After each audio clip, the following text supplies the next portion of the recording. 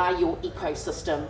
Now, I've been coming to Waitangi for the last 5 years and talking on the Are Your ecosystem.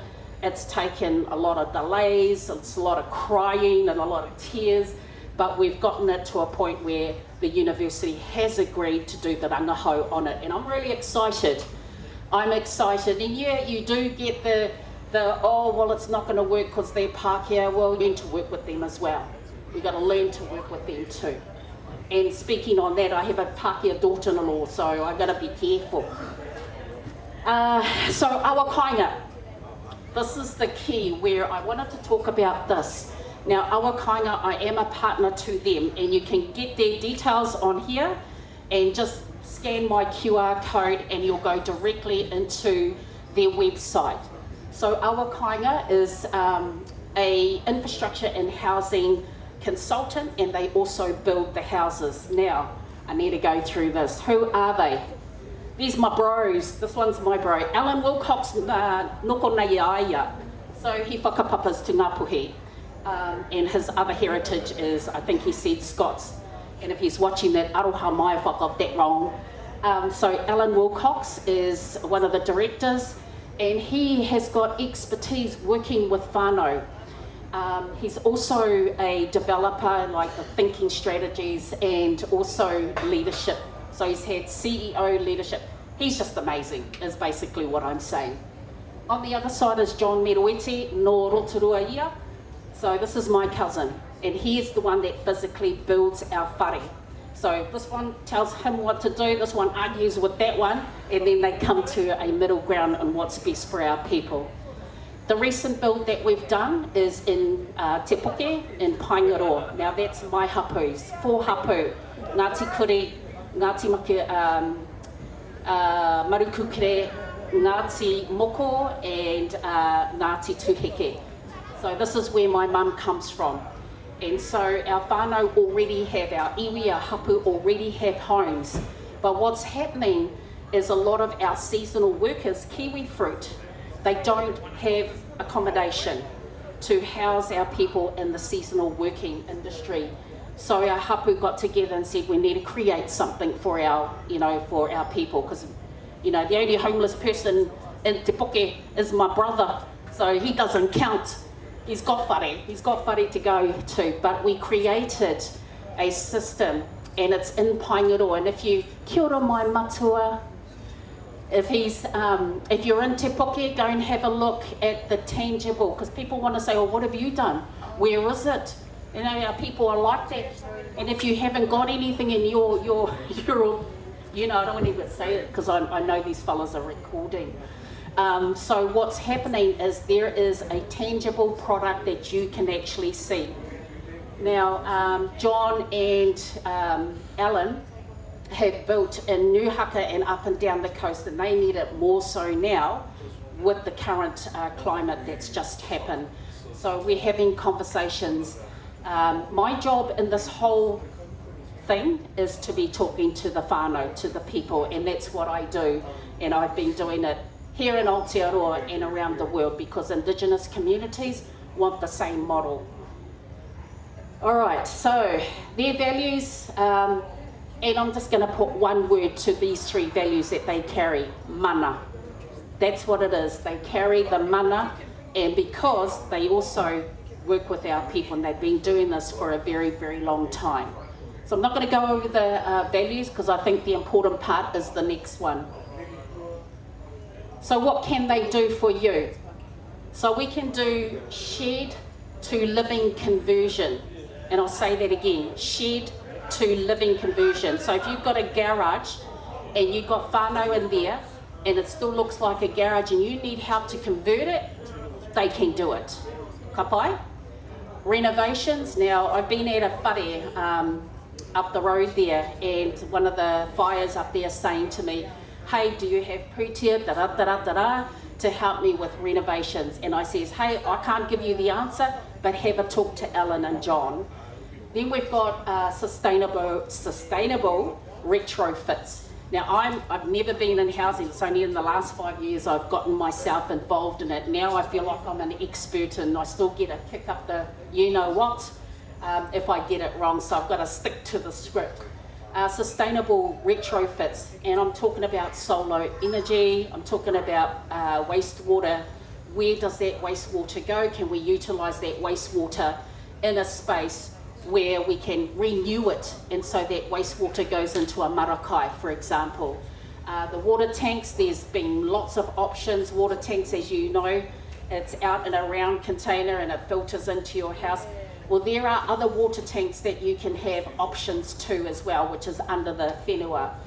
Pod housing, which is for the whānau that are single, can put on your whenua as well for your kids or for your tamariki. We've got that available. Building your own whare, which I absolutely love. You have a kōrero with the builders, not me. I just process and do the engagement.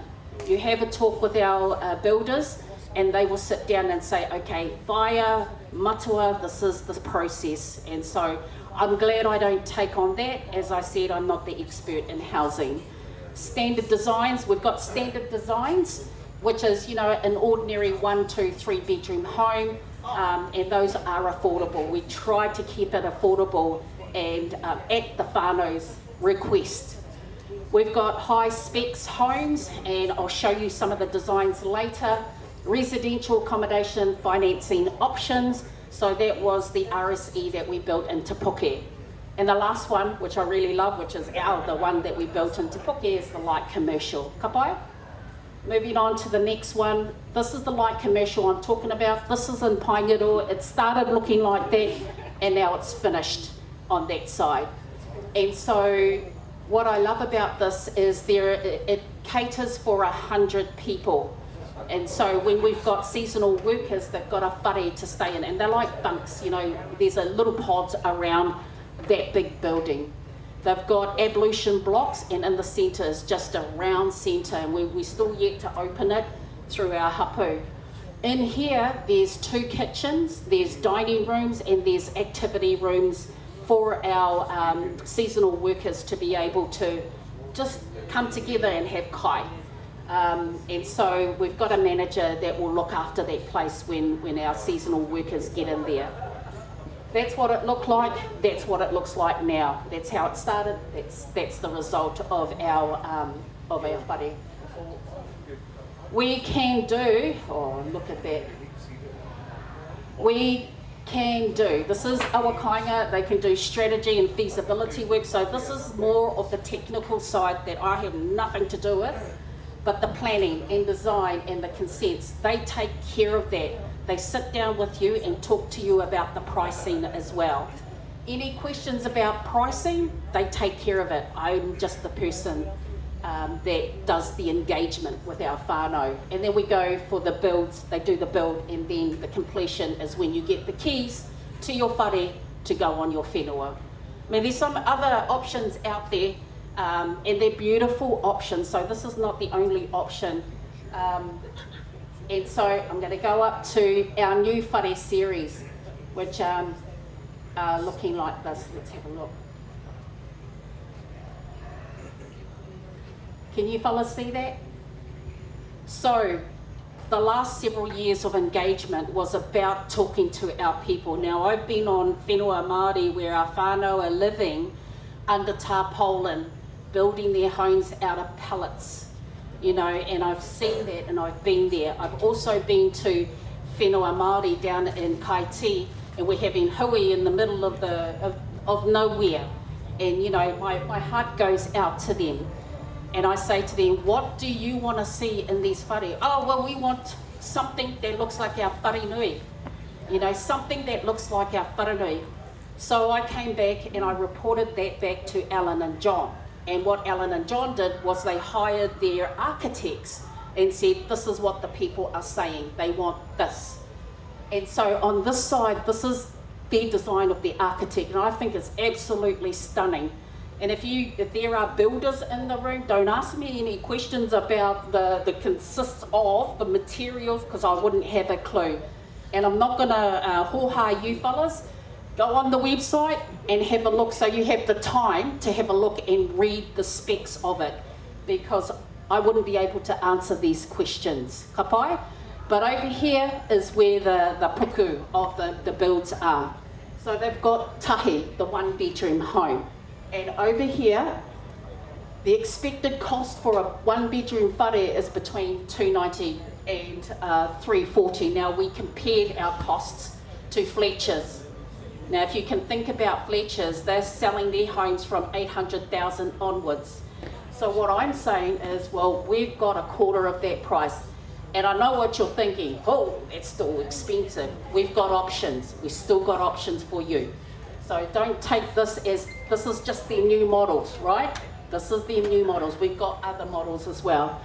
Their 2-bedroom whare, which is their rua, they've priced that at $330,000 to $380,000. Now, the reason why it's cheap is because it's on your whenua. You don't have to pay for it, right? You don't need to pay for a whenua, you already got it. The next one is the 3-bedroom toru, and that one's priced at $390,000 to $460,000. And it's starting to shape out to a wharenui, you know, and I'm like, dang, that's, you know, that's looking awesome. And then the last one is their wha series. So this is called their whare series. This one is going from $480,000 to $550,000. Now there's an asterisk beside on each one of them, and it says depending on terrain and rural or urban location. And so what I'm seeing is whānau will come to me and say, oh, we want a whare. Oh yeah, okay, sweet as, let's sit down, have a talk, and let's do some onboarding. And I says, what do you need? Well, we need infrastructure. Now, if you don't know infrastructure is the roading into your whenua. And then I have to be careful because, you know, some of our whānau live like 100 miles down there, the other end of the whenua, so we've got to be careful. Oh yeah, we can do infrastructure, so it's assessed case by case. Ka pai? And so if you are interested in any of the whare that are here, just, you know, hit me up and we'll go from there. And that's about it. This is our kāinga details, so got QR scan there. If you want to talk to Alan and John, they're waiting on their phone saying, okay, make sure, oh yeah, don't tell me what to do, you know, being me. So scan there and go into their website. Ka pai? Alright, kua mutu taku kōrero, ngā mihi koutou, ka tamai koutou I tēnei wā. Kia ora, e pātai koutou. Oh, thank you. Does anyone have any questions? Aye. We bought a house 30 years ago, and we were 80% owners of our house. Now, out of that mortgage, is there any areas where we can benefit from our mortgage because we're 80% owners of our house? And we want to expand to our whānau. It's all about whānau. Yeah. And developing houses for our whānau through what we already got. And I'm just asking the question, is there any way we could benefit from our mortgage to invest into housing like that? I love that pātai, and I get it quite a lot. So you already got a mortgage, eh? Aye, tika. And so one of the big things is when whānau come to me and say, hey, we've got a mortgage, we owe. Now, part of the onboarding is I'll be checking your affordability, if you can afford to engage in other investment or another whare. So we've got to make sure that you can afford what you already have and not put you at risk in failing. So we would never put our whānau at risk if they've got a mortgage and haven't paid it off, or they got other bills. So we will sit down with you. Alan and John will sit down with you and go, okay, yes or no. I don't make the final decision. Does that answer your question, Matua? Yep. I like that idea of talking with the people that can help us in the way of making it. Yeah. Aye, tika. We're looking at Papakainga. Oh, my favourite. Yeah. So I want to talk to the Papakainga. So what we're encouraging our whānau to do is go on one block, 7, 8, 9, 10 whānau, build a Papakainga. Why? Because it's cheaper, it cuts back on cost. So before we were engaging with our whānau, I still got a big onboarding list that I still haven't finished, that's still got to keep going. So what we look at is papakainga builds, because that's easier and more affordable for our whānau engaging, because once we get whānau in, which I would encourage the papakainga, you know, not individuals, because it's going to be hard on you financially. Ka pai? I love that, thank you. Ngā mihi. I was going to also ask that question. I have a home, the mortgage is paid off. I have minimum, I think I have a $1,200 debt slowly to be finished by the end of the year. Aye. That's all my debt. Wow. So the same questions, can we have a home, got a 3-bedroom bungalow, and I do want to lift it up, bring it forward, go over the hill and have stilts underneath it and build underneath, and then to build so that you've got that tooth through, because I'm big now, they can't fit in the house, they have to bring their teeth. Does this also include renovations and extensions? It does, Fire. So I talked about it earlier, absolutely. Okay. I wouldn't know how that's done, because I wouldn't know how to pick up a house. And we've got 12 houses on the whenua that have the same thing. Wow. All of my aunties and uncles want to lift, extend, Aye. 2-story and that. So Aye. I will look up your website. Yes, thank you, And thank you. present it at our Ahu Whenua Trust meeting. Oh, Kia ora. beautiful, beautiful. And that's, you touched on the Ahu Whenua. So with these models whānau, now we're working with whānau, and because we're working around the aspect of Ahu Whenua, right? These are the fellas, you don't need a deposit is what I'm saying, but you need to show that you've got your Ahu Whenua on board. We need evidence of that, or something from I'm your... a trustee. I can, Beautiful. If I can find the information, I'll download it and submit it at the next trust meeting. And your occupation order or your license to occupy. Now that's another thing, whānau, I am not skilled in that area. I will say whānau, go to Māori Land Court. However, me being, you know, from the sovereign space, I get hoha. And the reason why we get hoha is why we're going to the government to get permission to build on our own whenua. Yeah. And so I have to bite my tongue. You know, I have to bite my tongue, because it's all about getting our people on the whenua, and we've got over 120 that we've built for in the last 2 years. A couple in New Haka that's just been finished, 100 in Te Puke where I come from, my hapu, 4 of my hapu. But yes, please scan that. Ai, kia ora Whaia.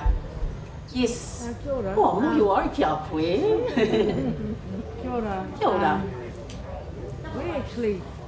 We were in the process of building a papakainga, and it's stopped now because Pūtea. Ai. Apparently we were given, I'm not too sure, so much money for our infrastructure, and apparently because where we want to build our homes, 14 of them, the money, all the infrastructure money is sucked up all our money just Yeah. for the roading. Yeah. We haven't, they haven't got no money for anything else. Where are you from, Whaia? Nor Te Hauki our home. Okay. Te hapuku, te tangata. Yeah, and that's another thing, the resource consent. Yeah. I was like jumping up and down when our whānau had to pay $40,000 to build on our own land. When they have nothing to do with it. We're not getting our water or nothing. We're sourcing nothing from them. Yeah. So why It's all the politics, eh? It's all the this is politics. the government saying their colonial bullshit. Yeah, I love the idea we've got the 14, 14. But we planned to build 14 homes. Our plans are all done, everything, and then all of a sudden we've got no money. Yeah. So I'm keen for this. Yeah, so this model is about no deposit. And so I take care of the engagement with our whānau. I go into the communities, and this is not the first time I've been in Waitangi to talk about the housing. But what I can advise you to do is scan their QR code, and Alan and John will get it on the other side, and they will organise to contact you directly. Ka pai? Ai, have I answered all your questions? Ka pai. Thank you. Anybody else? Oh, no. No. Kia ora e tuahine. Ai. The prices that you've just spoken to there, Are they reflective of all of the infrastructure, Tika. including the plumbing, Yes. including the I'm gonna- electrical? So what I... Ooh.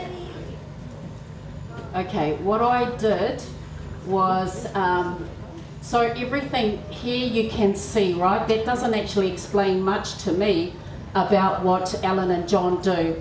But what I have been told, I asked them the same questions when they started, you know, crunching the numbers. And I says, okay, what about infrastructure? Because you already know our whānau struggle to pay the roading, to pay what's under the whenua. So whatever's under the whenua is infrastructure. And so that's the plumbing, that's the wiring for the electricity, if that's where you want to go. But we're trying to aim for off-grid. Everything's off-grid, everything's sustainable, renewable energy.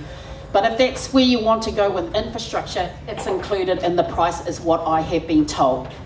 Kia ora. And that was a part of it too, because obviously looking at it off-grid, we want to be self-sufficient and not connected to anything. Yeah, I love So that. having the septic or the sewage system so that it's regenerative, Yeah. and obviously whether they're using solar or whatever other power source rather than hooking up to the grid. Ka pai, brother, and I'm coming to stay with you fellas. Kia ora. Kia ora, brother. Tata lano. Ai, Would you mind if I just said a couple of things as well, just to Afi? Yeah. Where you go? Just look at land titles, see if you're a Māori land or general land, get into Māori title. About your resource consents, if you build an uninhabitable dwelling, you don't need resource consent. Uninhabitable dwelling. And you just use your papakainga for your services, kitchen, bathroom, toilet, and your papakainga, and all the wharis are just uninhabitable because they don't have a toilet, a kitchen, a bathroom.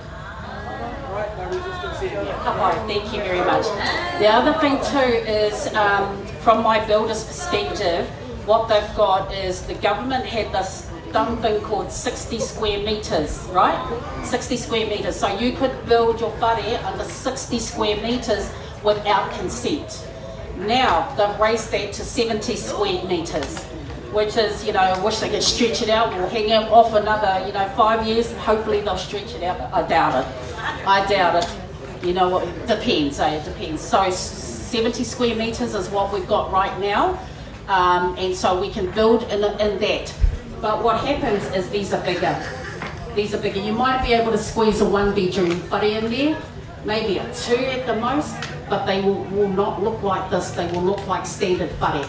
So there are cheaper options than this. I'm advocating for the whare series. Ka pai? Thank you. Any more questions before I go and have a feed? Oh, Dora didn't cook me breakfast this morning, so I need my pie. Ka pai? All right, mauri ora koutou.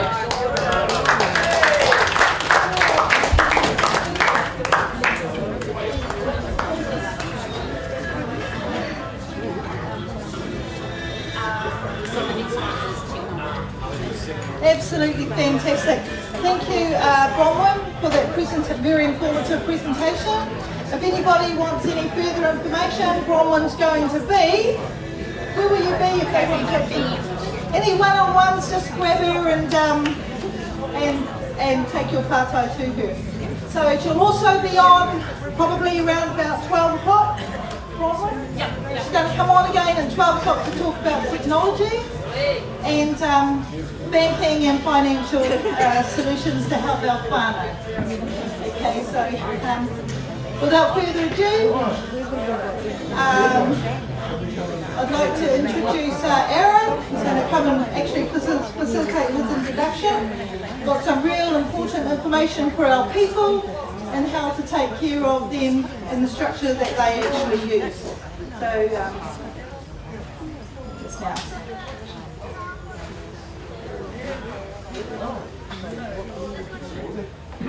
He'll introduce his rohe.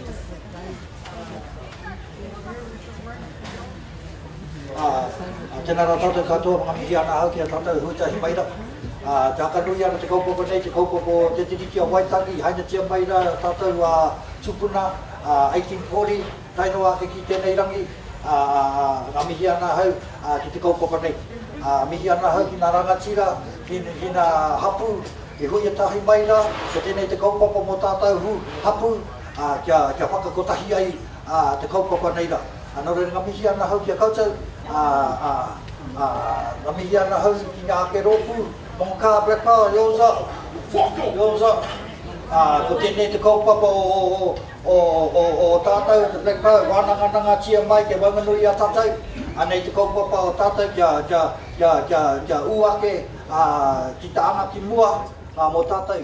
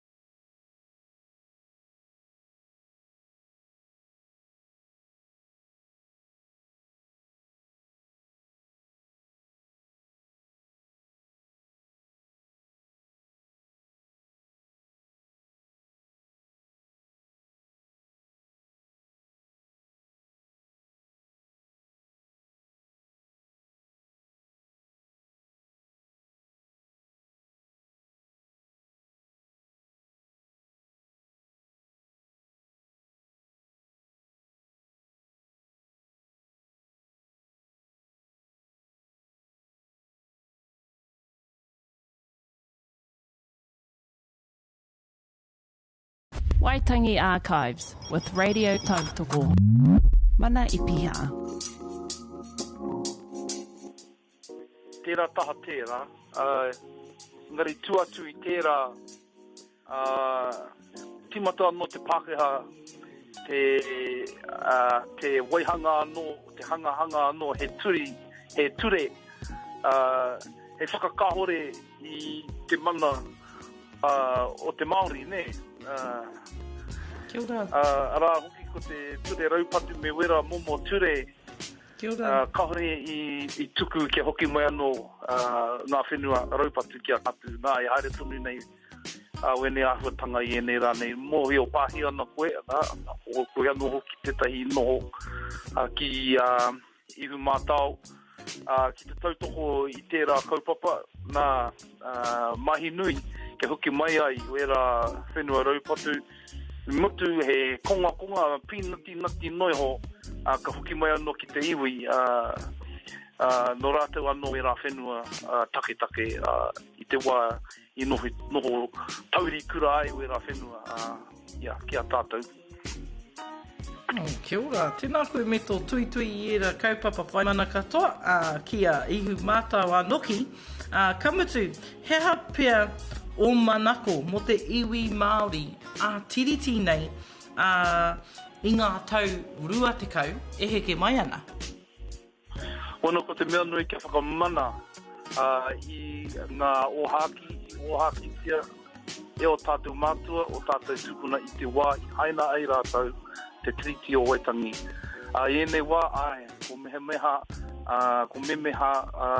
ko ou haere wera ahuatanga.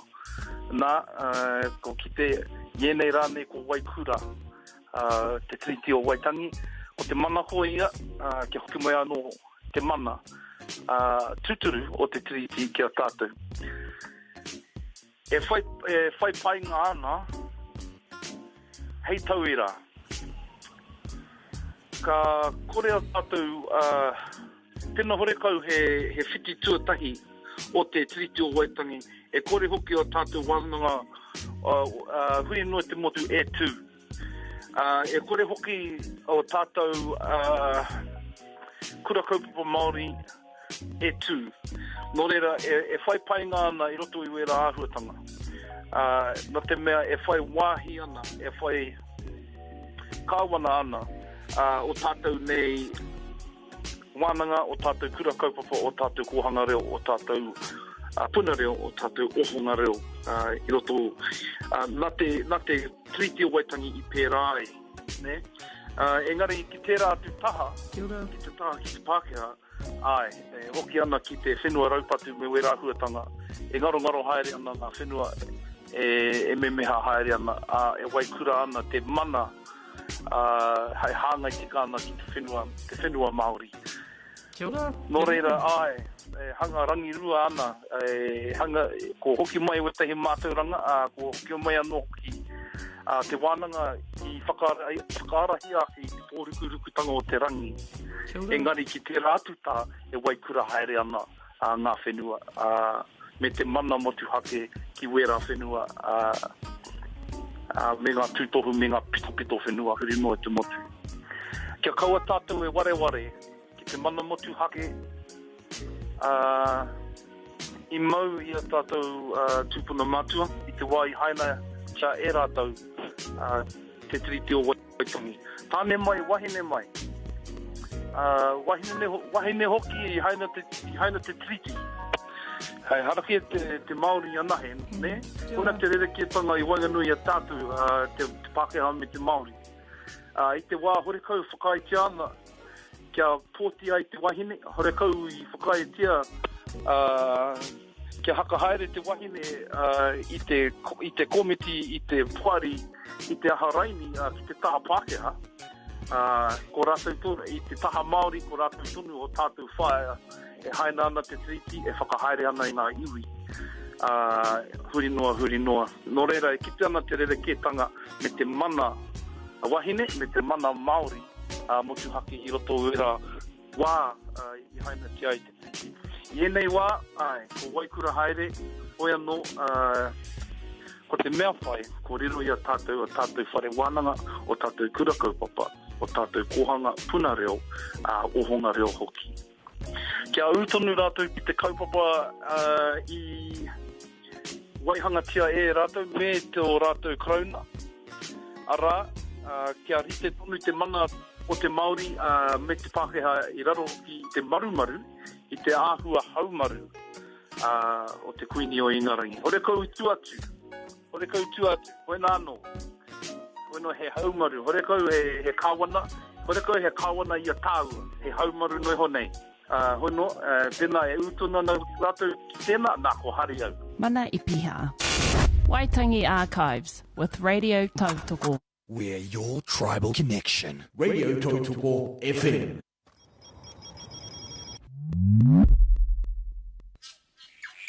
No mai hara mai ki te maranga mai forum scene.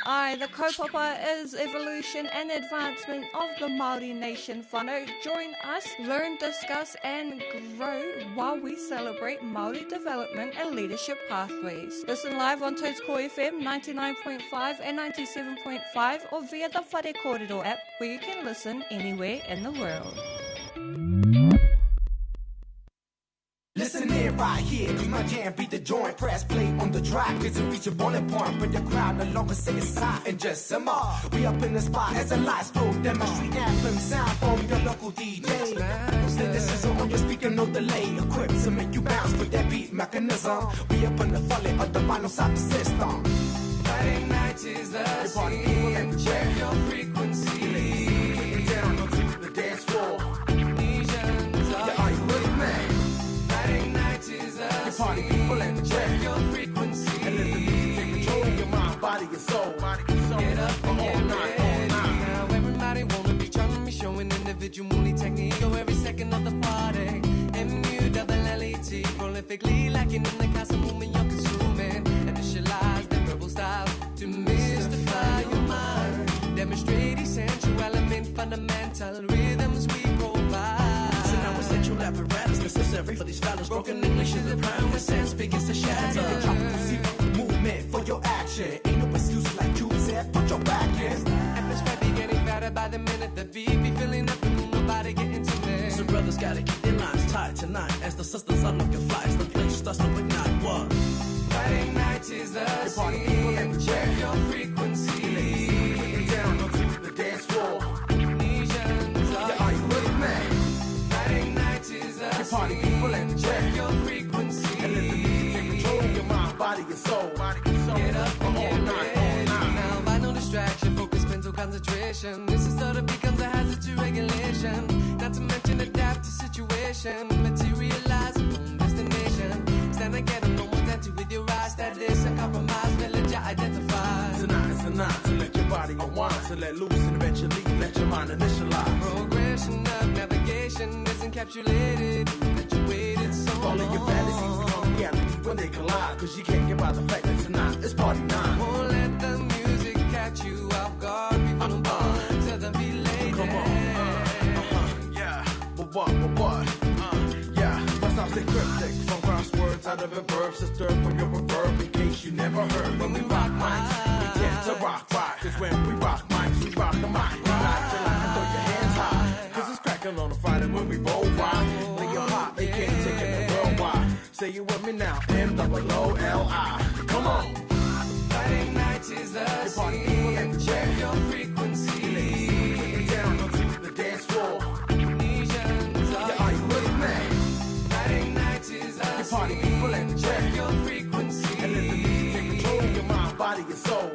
Get up and get ready. Friday night is the party people and check your frequency. Get down onto the dance floor. Yeah, are you with me? Friday night is the party people and check your frequency and let the music take control of your mind, body, and soul. Get up and get ready. Waitangi Archives with Radio Tautoko. Māori Marsden. Ko te tahonga o a mātou tono. Kia kauru atu te tita Waitangi ki roto i ngā hokahaere a te Planning Tribunal, rere ke anō kuite ratari. Town and Country Planning, rere ke anō lātou. Ngā ropu ki wānei, rere ke anō lātou nā he ka hore ngā kaupapa o te tirita waitangi roto i alatu nei whakahaere. Nā mehe e whakaai ana tēnia Helen Clark e whakauru atu ki roto ki tōna tari. A tau toko ana hoki engari, ko te whakaaro ke whakauru atu ki roto ki ngā tari gato, ki roto i ngā ture gato. Pai no e kore tātou e kore tae a tātou ki te polakangia mai tātou, te alaia mai tātou i te tahi o ngā mene nari. E whakaia nau i te kore rāri minita ki o ka lapopoto tia ngā ture katoa ki rau te kaupapa kotahi. Mā reira naka tātou ka tikai. Nā kōrero tia mai tā koutou tā te tai toke rau whakarārangi i te āhuatanga o ngā wāhi tapu ki tā te Māori. He re reke tā koutou puka puka, tino re reke i tā te kāwanatanga. E ki ana koutou he tapu ke atu e tehi wāhi, i e tehi atu wāhi, kāre e tehi atino tapu rau. Ako te, e mahala tātou,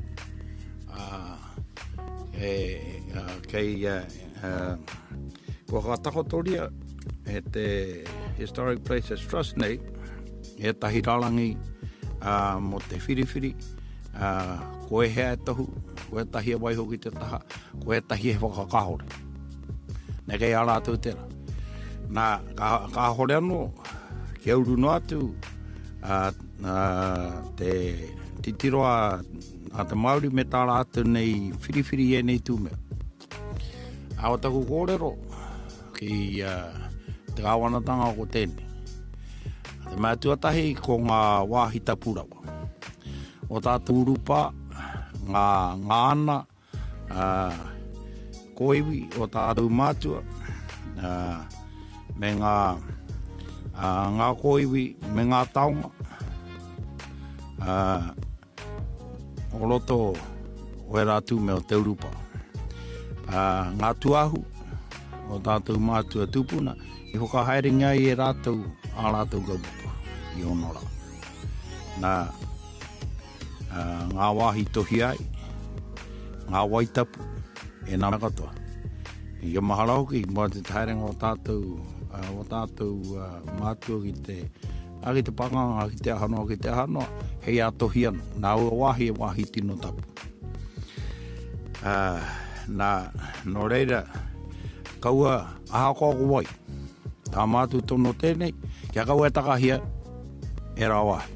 Kia kaua nei te tahi tangata, e pāpā, ngā kaihahu, ngā pākea hahu i ngā taongane, ka o rātou e pāpā ki e rā tūmea. No reira, kia lāhuitia e nei mo ake ake. Nā ko te wahanga tuatahi tera. Nā i muri mai, i era, nā me te mahara ake anō ki ngā noku i raro i tērā hokatau. Ngā rākau, ngā rākau mo tēnei mea mo te whenua, mo te wahine. I waka nohe i atu i raro i te ngā rākau, me rātū wāhi. Tino wāhi tapu e ni ki a tātou. Ko te wahanga tuarua, ko tātou pā me o tātou papakainga. Rere ke ana hoki era nei mea. Engari mehe mea o tātou pā no muri nei, ka meinga e o tātou mātua hei urupa mo Māori. Ko meinga e rā pā, nā ko ngā wāhi tino tapu nei. Nari raro hoi tērā, ngā pā me ngā papakainga, ko te wahanga tuaru ene. I takaki raro i te wahanga tuaru. Me ngā kohatu Māori, ngā kohatu ala ngā pauwhenua i o Moarohe, e rā mea katoa ki raro i te wahanga tuarua. Nā, te wahanga tuatoru, ko ngā wāhi i umai e i o tātou waka. Kia au e traditional saitera. I roto o te taitoke rau, e rā wāhi, kua katūria mātou he kohatu whakamahala. Nā ua taiapatia. Nā kanuitia rā moe rā wāhi, hei tohu whakamahala ki Ngauri. Ko ngā wāhi e ni umai e ngā waka o tau mātou tupu. pera tā mātou tira nari. Hoi nola, ka holono ki o tinoa tā mātou whiri me peheala waingari. Ko te, ko ngā whakaoloeni. No te Mātou reo, ka ora e, ta tātou reo rangatira.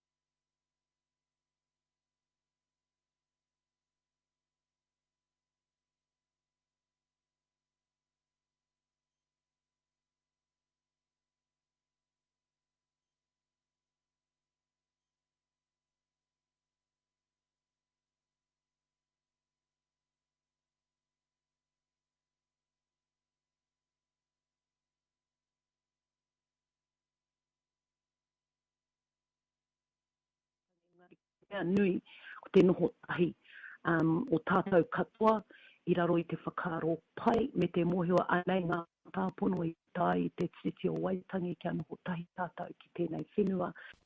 Mai rāno, ki te ai tēnei mea te hīkoe i ngā rā i mua tonu i te rā o Waitangi. I tēnei tau 2026 ka riro mā ngā rangatahi te hīkoe e whakahaere e arahi. Engari kei reira nō rā hoki ko ngā tau tohito o tēnei mea te hīkoe e whakatena nei ngā rangatahi nei. Kia mārama pū ai rātou meaha. Kia tino o rangatira rawa atu ai tā rātou whakatairanga i te mana me ngā tika o te tiriti o Waitangi. Kia tahuri ake tātou ki enei tau tohito o te hīkoi ki Hori Chapman, rāua ko wī kātana pōpata. O mai rāno ko hīkoi te hīkoi, atu i te rerenga wairua ki Waitangi, wetai ngā hīkoi atu i te tonga, ka taiki ki Waitangi, ka haere tahi ki te whare runanga me wera auatanga katoa, hoki tonu ngā maharatanga ki ngā rā o mua, tini ngā kaumātua o auwa, tēnei te hīkoi mō ngā tamariki, mō ngā mokopuna. E ngā wānanga o te hikoi, e marama ngā mokopuna. Tēnei kā wānatanga me ngā tūkino ki a mātou. Engari, mea waiho te kangakanga me era mea kare pai, mea kia u tātou kei raro i te mana o tātou tūpuna. I tīmata te hui a te kāhui rangatira āiwi o tira ngā hea āiwi. Ki roto o Waitangi i te ato o te mane. Nā, kei reira tonu ngā kaiarahi me ngā hea o tēnā iwi o tēnā hapu e a te whiriwhiri ana. Hea ngā kaupapa matua hei whakatakoto mā rātou ki mui te premia me tāna kāhui minita. A te wenarei o tēnei wiki o tira. Hea ngā kaupapa hei wero mā rātou i te kāwanatanga o te wā. Kia tahuri ake tātou kia Jamie Tuta o Taranaki, rāua ko Āpere Hama Edwards o ngā Tiwai. Ko te wahanga ki te kāwanatanga, me pēhea tana tautoko i tērā huarahi. E hara i te mea e tatari ana ngā iwi ki riro ma te kāwana, e whakatau, e whakarite, i te apopo mō mā tauri whakaheke. Tērā mana kei te kapu ke o tiringa a ngā iwi o te motu. Ki te hunga e kai kāna, e ngana ana ki tēnei mahi o te tōranga pū, kia kahara koutou, kia tika, kia pono, kia whakaaro nui rara koutou ki tō koutou iwi Māori. Ina nge tō ko ngā hā kine kina. I tū te whakataetae pā whutupōro Māori o te motu I ko tata ke nei hopu I te rohe o Waikato. Toko maha ngā rangatahi Māori I tai atu ki te whakataetae tētahi ki tētahi o tira. Kia kite ake ai ko wai te tīma ko wai ngā toki o te pā whutupōro Māori. Ana I hara mai ngā toki I te tai tokerau. Aneira a Elliot Tipene o rāua ko Tai Ahoaho Smith. Ki pai ngā painga I roto I tēnei whakataetae mo tātou e noho mai nā I te kāinga. I roto hokianga, ko te wā tuatahi tēnei hoki mō ngā tamariki ki te haere mai ki tēnei whakatatai nui mo te motu Pāwhutu Paulo. Ko te kite I rātai momo rautaki, I ngā rautaki rereke a ngā rohe. Koe ranga hā, kina kia ora.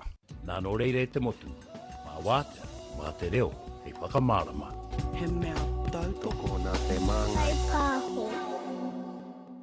Nā no reire te motu, mā wātea, mā te reo, hei whakamārama. He mea tautoko nā te māngai. Hei pāho.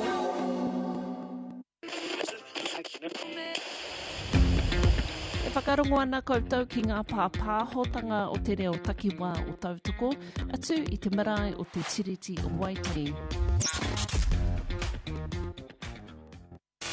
Waitangi Archives with Radio Tautoko. Te Waihoroi Shortland. Ka hore pē tino nui ngā rere kētanga I ngā tautata nei kei te mahara tātou ki ai tū te nā Waitangi tē rātau e mea rere kē tērā engari ko hoki mai anō ko hoki a tinana mai anō ki konei no reira kei te whai haere tu I te āhua o te whakatau mai a ngā manuhiri a te hunga pēnei te kāwana tēna rā te ahiahi nei ngā kai whakawā I te atara ngā kai tōranga pū a te rātapu taino atu ki te rā tūturu o Waitangi a te mane ko te whakaaro kei te whai tonu tātou I ngā tini āhuatanga o ngā tau kimuri ai kei konei tonu etahi o ngā kawenga e hāngai ana ki te whakatau manuhiri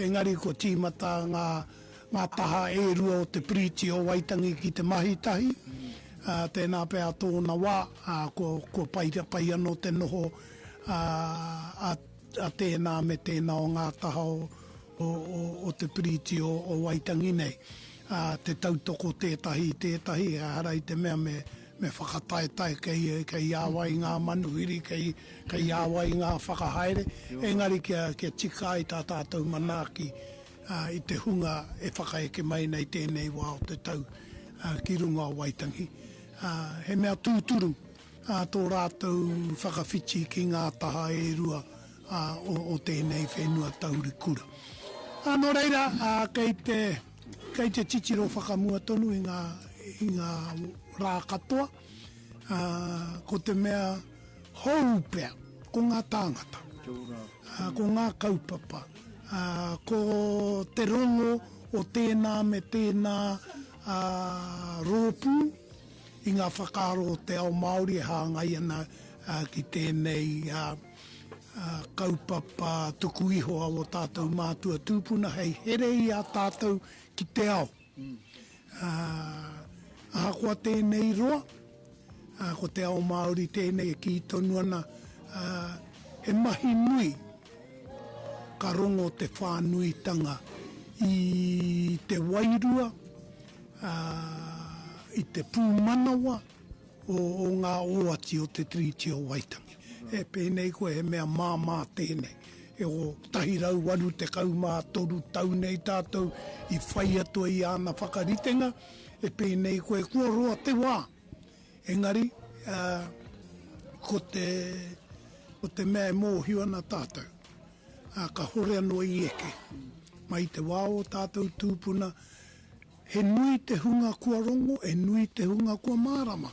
Engari ka taka ana ki etahi āhutanga, ko kore te wairua maia, te wairua pakari, te hinengaro hihiko, te hinengaro wātea, e āhei ki te kaua i te tangata i runga i te whakapono. He mea pai te tiriti o Waitangi. Kei kona tonu te whakaaro, me he mea kei te whiwhi te ao Māori ka hore e kore, ko tangohia ke iāwai rānei o rātou tika. E hara hoki tēnei i te taonga mō o tāua tika. Ko te tiriti o Waitangi, he uhinga nā o tātou tūpuna ki runga i a tātou ki ngā ui. Kia tika te kawe. Te kawe i ngā mea i whakaritea mai e rātou. Ka hore u konei ki te kōkiri i aku tika. Aku tika mai rāno. Taku mana mai rāno. Ka hore e riro mā te pepa nei e ki mai ki au. Anei tō mana, anei tō motu haketanga, anei tō... Ka hore e rā mea i konei nua atu i te tiriti. Engari, nā te tiriti i whakarite kia tika taku kawe i ngā oati aku tūpuna i herea i tēnei whenua ki te ao whānui. Ko i rāta wero moi nui kei mua i a tātou te ao Māori e whaitonu nei tātou i a tau. Waitangi Archives with Radio Tautoko. Te Waihoroi Shortland. Kupu hau. Tutu. Now, don't mistake it for tutu. Koe tutu. This one is tutu. Now it's a verb. To be full. And we're actually still talking about tides because, yes, it's a good time for kina and power. Tai hoe haere kia tutu te tai. Don't go until the tide is full. Tutu. Te wā o te reo. Your flavour. Keep it locked. Right here on Tautoko FM.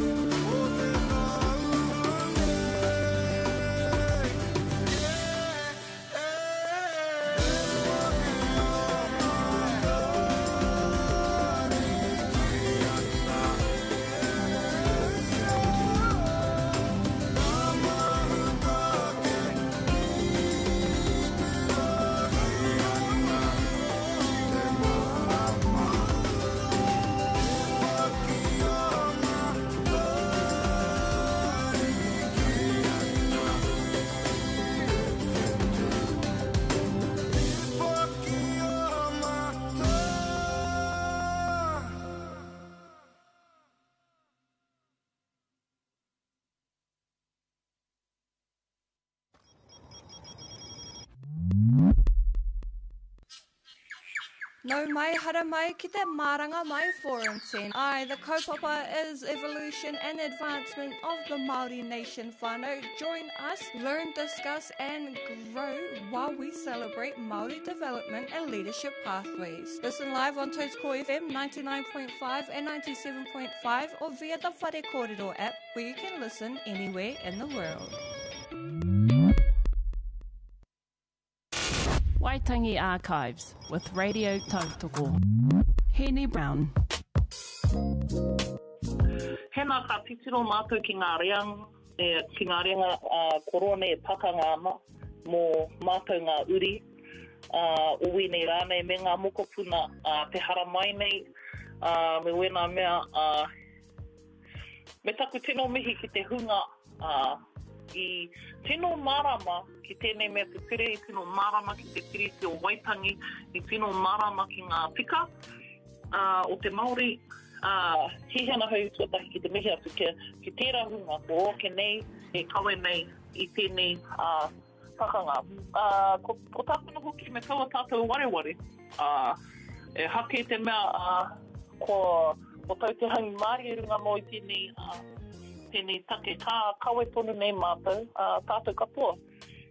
Te iwi Māori, me ngā hapu, ngā iwi, ngā whānau, ki te kawe, I te tika me te pono o te tiriti o Waitangi. Hei arahi, ia mātou ki te whai tēnei mea te tino rangatiratanga ki tā te tiriti e kia I roto I te kawanata ki te kuini o Ingāri. Nā reira, mōku ake ko waku tino manako, kia whai wāhi mai ngā uri, kaua ko mātou te iwi Māori nahe, engari ngā uri katoa o Aotearoa ko tērā taku manako nui, kia whai wāhi mai rātou ki ngā mārama katoa, māramatanga katoa o te tiriti o Waitangi, ana ki te mārama, ki te whai māramatanga tēnā uri, huri no I te motu, e mohi ana hau ka whai wāhi mai ki tētahi whakautu, ki tētahi rongoā, ki tētahi huarahi anga mua mo mātou. Ngai niutirini nei tāku e kōrero nei. Mā reira, engari, ko te manako nui no atu māku, ko te hoki ngā mai o ngā whenua I Raupatunia e te karauna. Wena anō taku tino hihia I roto I ngā tau, I roto I te rautau pia. So ki te rāno, he whare tō tēnā Māori, he kāinga, he whenua hei oranga. Tā te mea mohena rā, tātou ki te kore, he whenua, ka kore no hoki he oranga tike mō ngā uri. Henny Brown. Waitangi Archives with Radio Tautoko.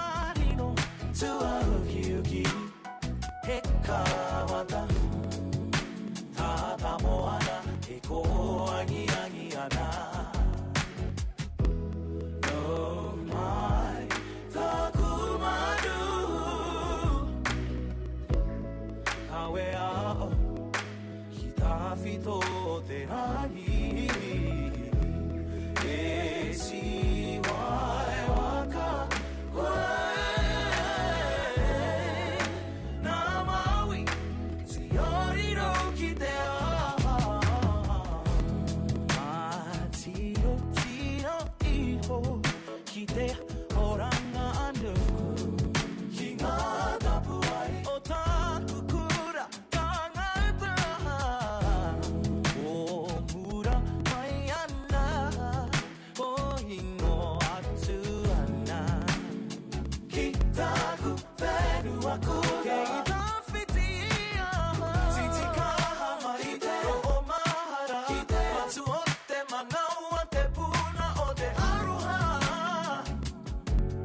e kore e we ia oe titi kaha mai te o mahara i te atu o te manau a te puna o te aroha e kore e we ia oe oh my taku manu kawe ao ki ta fito te nagi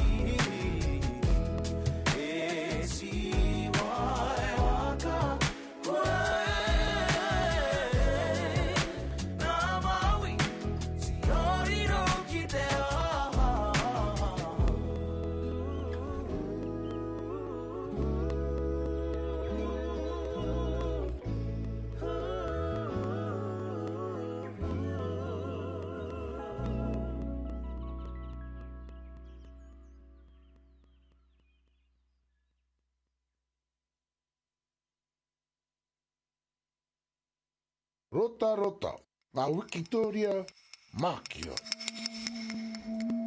Community activism. He tō koe mō tō hapu joined to the mauri of the land, its life force. Your finger on the pulse, vein of Perunui of Hokianga. Awa to the sea, mountain embrace. He kanu hikitea, ka Hokinga Mahara. We become informed, filling spaces as we go, allow ourselves to roam to taste the nectar. We become intoxicated, people's power, we have each other. No more shit out over the mudflat, killing the karahu, silting up the harbour. We want decent housing to live in, jobs for our young, keep them well and at home. Reo and tikanga, thriving marae, warmth of the living, not just for tangi.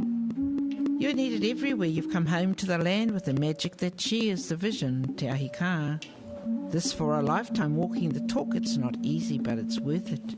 Until we're all where we're meant to be, you're holding the fort, standing strong and aligned from the land to the sea. Rota rota, ngā Wikitoria Mākia.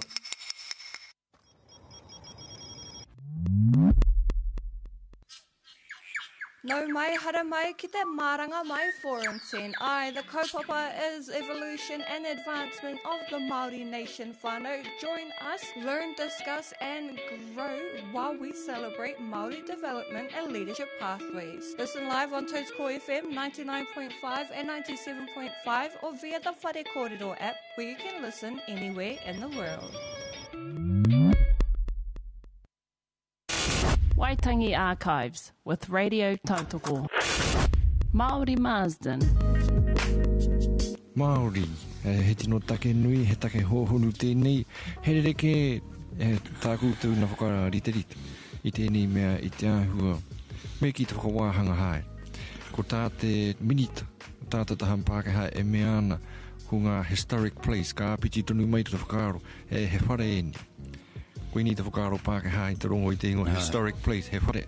Mātua tū he whare kōhatu. Paraki rāne, ata e no ka ki, ka whakaro te ngākau a he wāhi tawhitu, he wāhi whaimana. Kia huri ki ngā kupu Māori, mo te taha Māori, i te pukapuka te minita. Mātua whaimana, e ki tāna tau kōrero. A ka hea no tērā te tieki, te whakauru mai hei wāhi, e tieki nei i raro i te ture.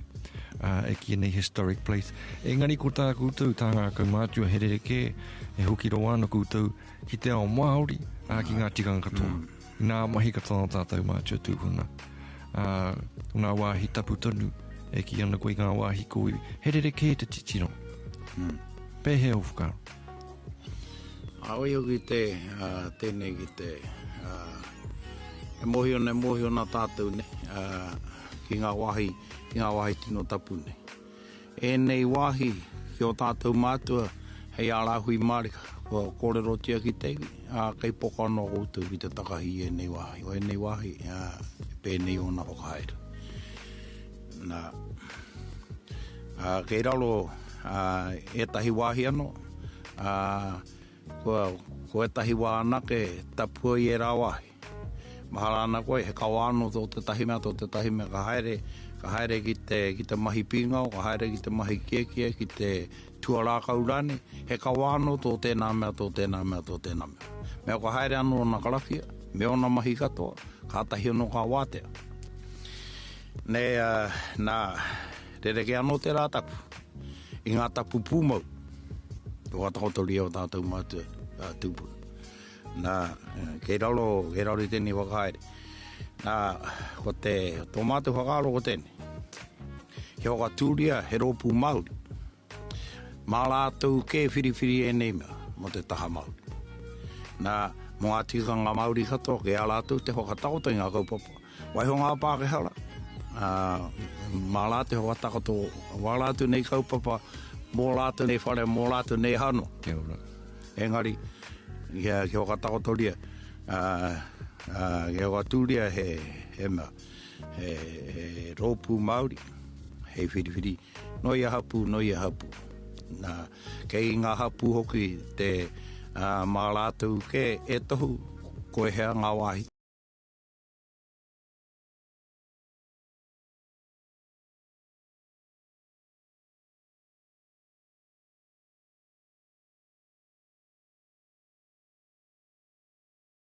Archives. Shane Jones. Hei timata, mākoe mea tuki a koe, ko tēnei tira, ko te he tira haere. Tōna ingo ko te kawariki. Ka hua te whakaaro, i te tūngo te hui ki tūranga waiwai. I tū te hui nei ki tūranga waiwai i te tau ko tahi mano, iwarau, waru te kau mā whā. Koe tēnā te hui tuatahi, nunui nei. Nā, ka pau tēnā hui, ka hoki mātou ki o mātou kāinga. Nā, ka puta te kōrero i toku, i te tai o tuakana i roto i tēnā hui. Aha koa kua tū te hui, ka hikoi tonu anō te rangatahi, hei whakamohio atu ki te iwi, e pēhe ana tō rātou, pēhe anō rātou whakaaro mo te tiriti o Waitangi, me ngā nawe, me ngā wawata e rapana ki tēnā tiriti.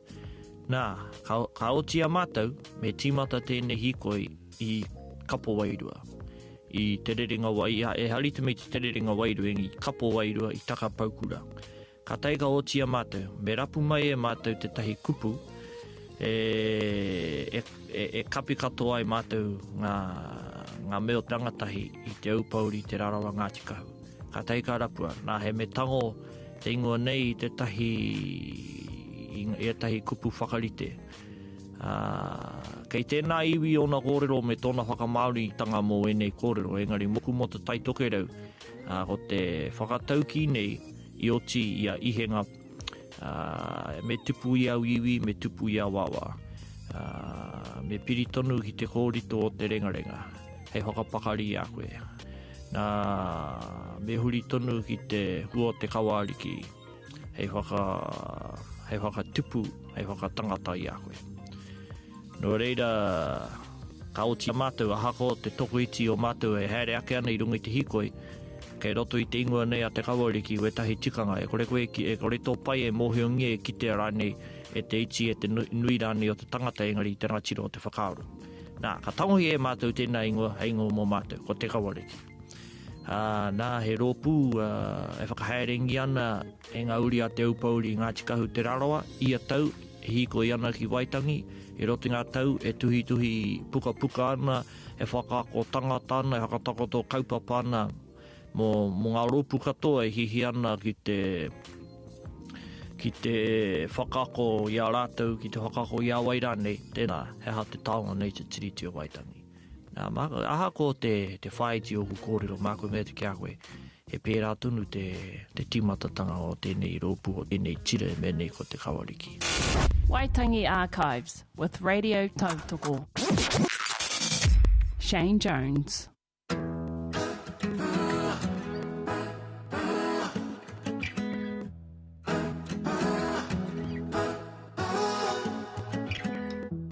Takiri ana te hae ata, korihi mai ra ngā manu. Toro atu ki te moana,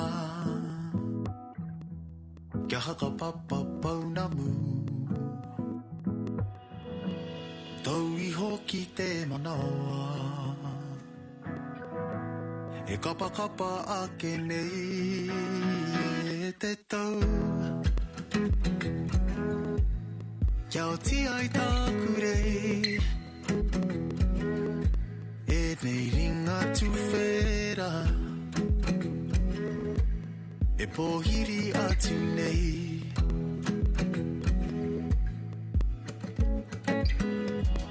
Hohonu ake I te moana Te au o taku aroha Oh yeah, yeah, yeah Teitei ake I te maunga He aroha mauroa Kei te kimi, kei te rapa Jamu ki taku re wana E te tau Kia o ti ai taku rei E nei ringa tu whera E pohiri atu nei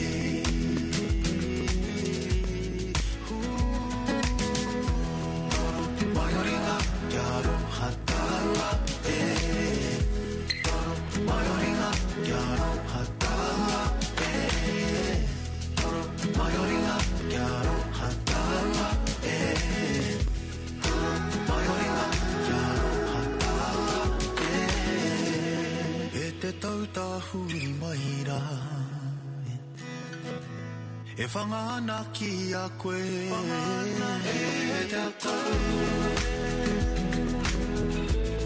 Kia o ti ai tāku rei E nei ringa tu whera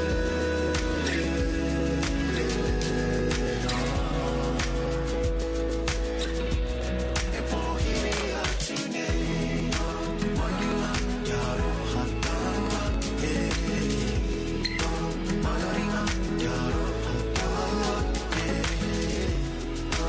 Mai ringa kia roha taua e Mai ringa kia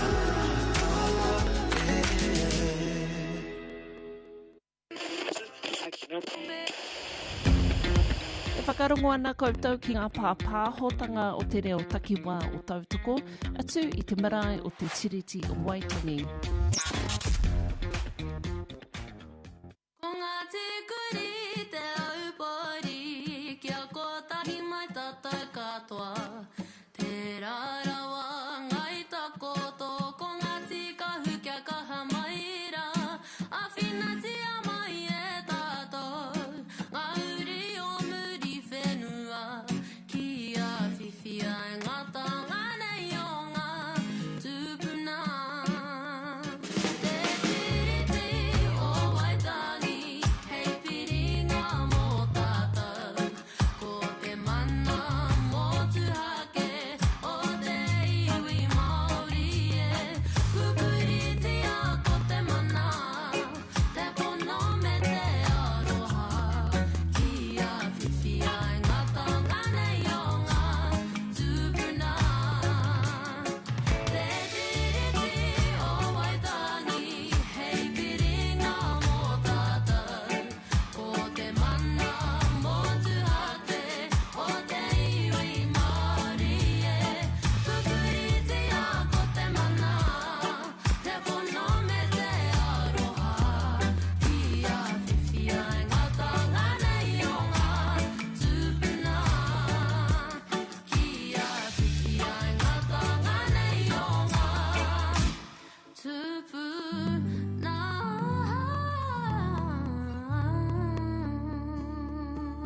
Mena he amu wau mō ngā kaupapa pāpāho o te reo takiwā o tautoko, whakapā mai kia mātou. I roto I tō reta, whakamārama mai I tō amu, te rā me te wā I whatingia e mātou I ngā ture pāpāho. Ki te noho tārewa tonu tō amu, tēnā tuku imera atu ki te mana whanonga kaupāho, marunga I tēnei imera complaints@bsa.govt.nz. E mihi atu kia koutou katoa e whakarara mai atu ki te reo takiwā o Tautoko FM.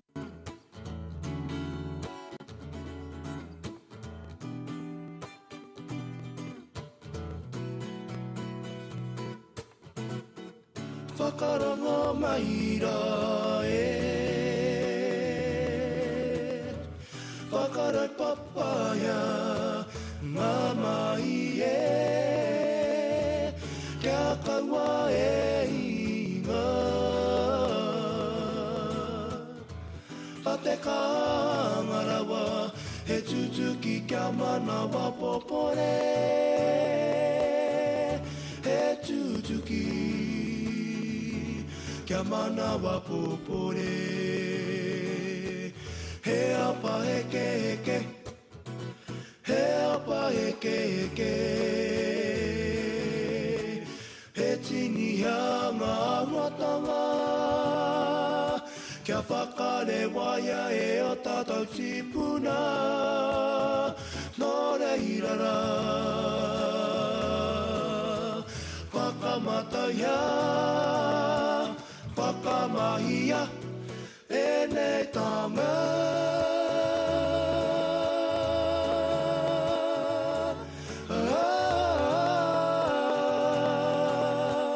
hei whakarangatira whakarongo maira whakarai papaya ngā mai kia kaua inga ma te kāngarawa e tutuki kia manawa popore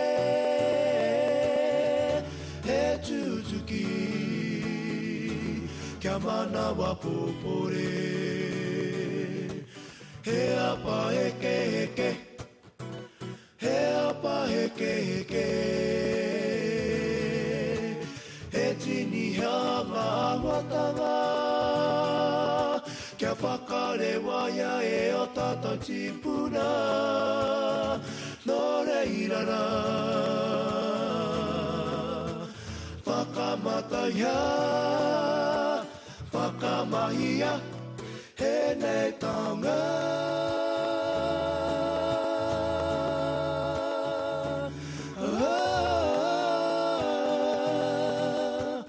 hei whakarangatira whakarongo maira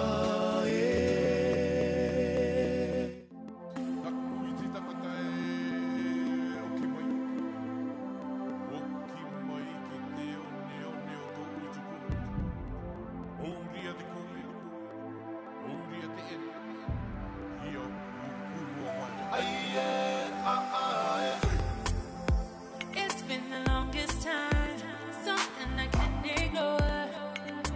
The wish you're calling out for me, oh, na na na. The mountains, they tell a story of what's been before my time. Taku para taiko, taku puku atsu, taku ina naro. Surama no terangi, wanna take you on the island of Masura, boom boom. Wanna hear the sounds of the boom boom boom. See, I can make I'll find a way. I'll find a way. I'll find a way. Back to the roads of home. Best believe me, I'll make it back there.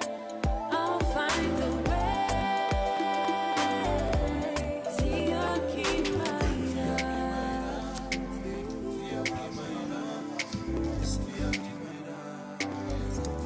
See,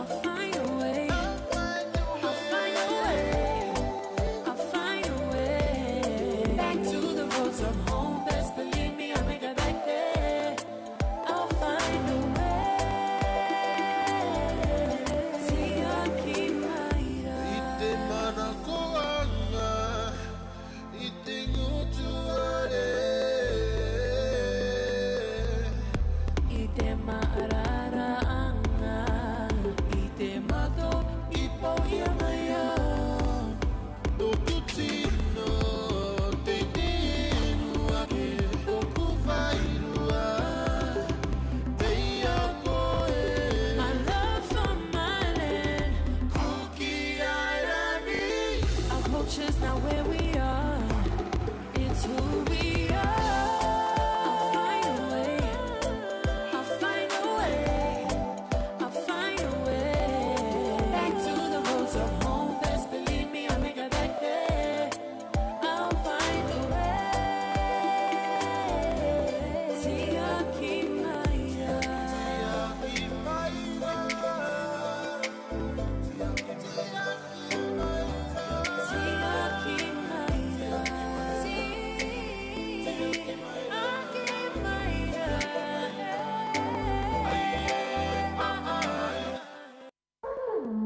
Kia kaha te kōrero. Tautoko FM. Nā whakatauki. E hara tōku toa I te toa takitahi. Engari e toa takitini. Ko tēnei whakatauki e kōrero ana mo te mahinga a rōpū. Ki te mahi a rōpū koe ka maha atu ngā whakaro ka puta mai I te mahi takitahi. E hara tōku toa I te toa takitahi. Engari e toa takitini. Kia kaha te kōrero. Tautoko FM.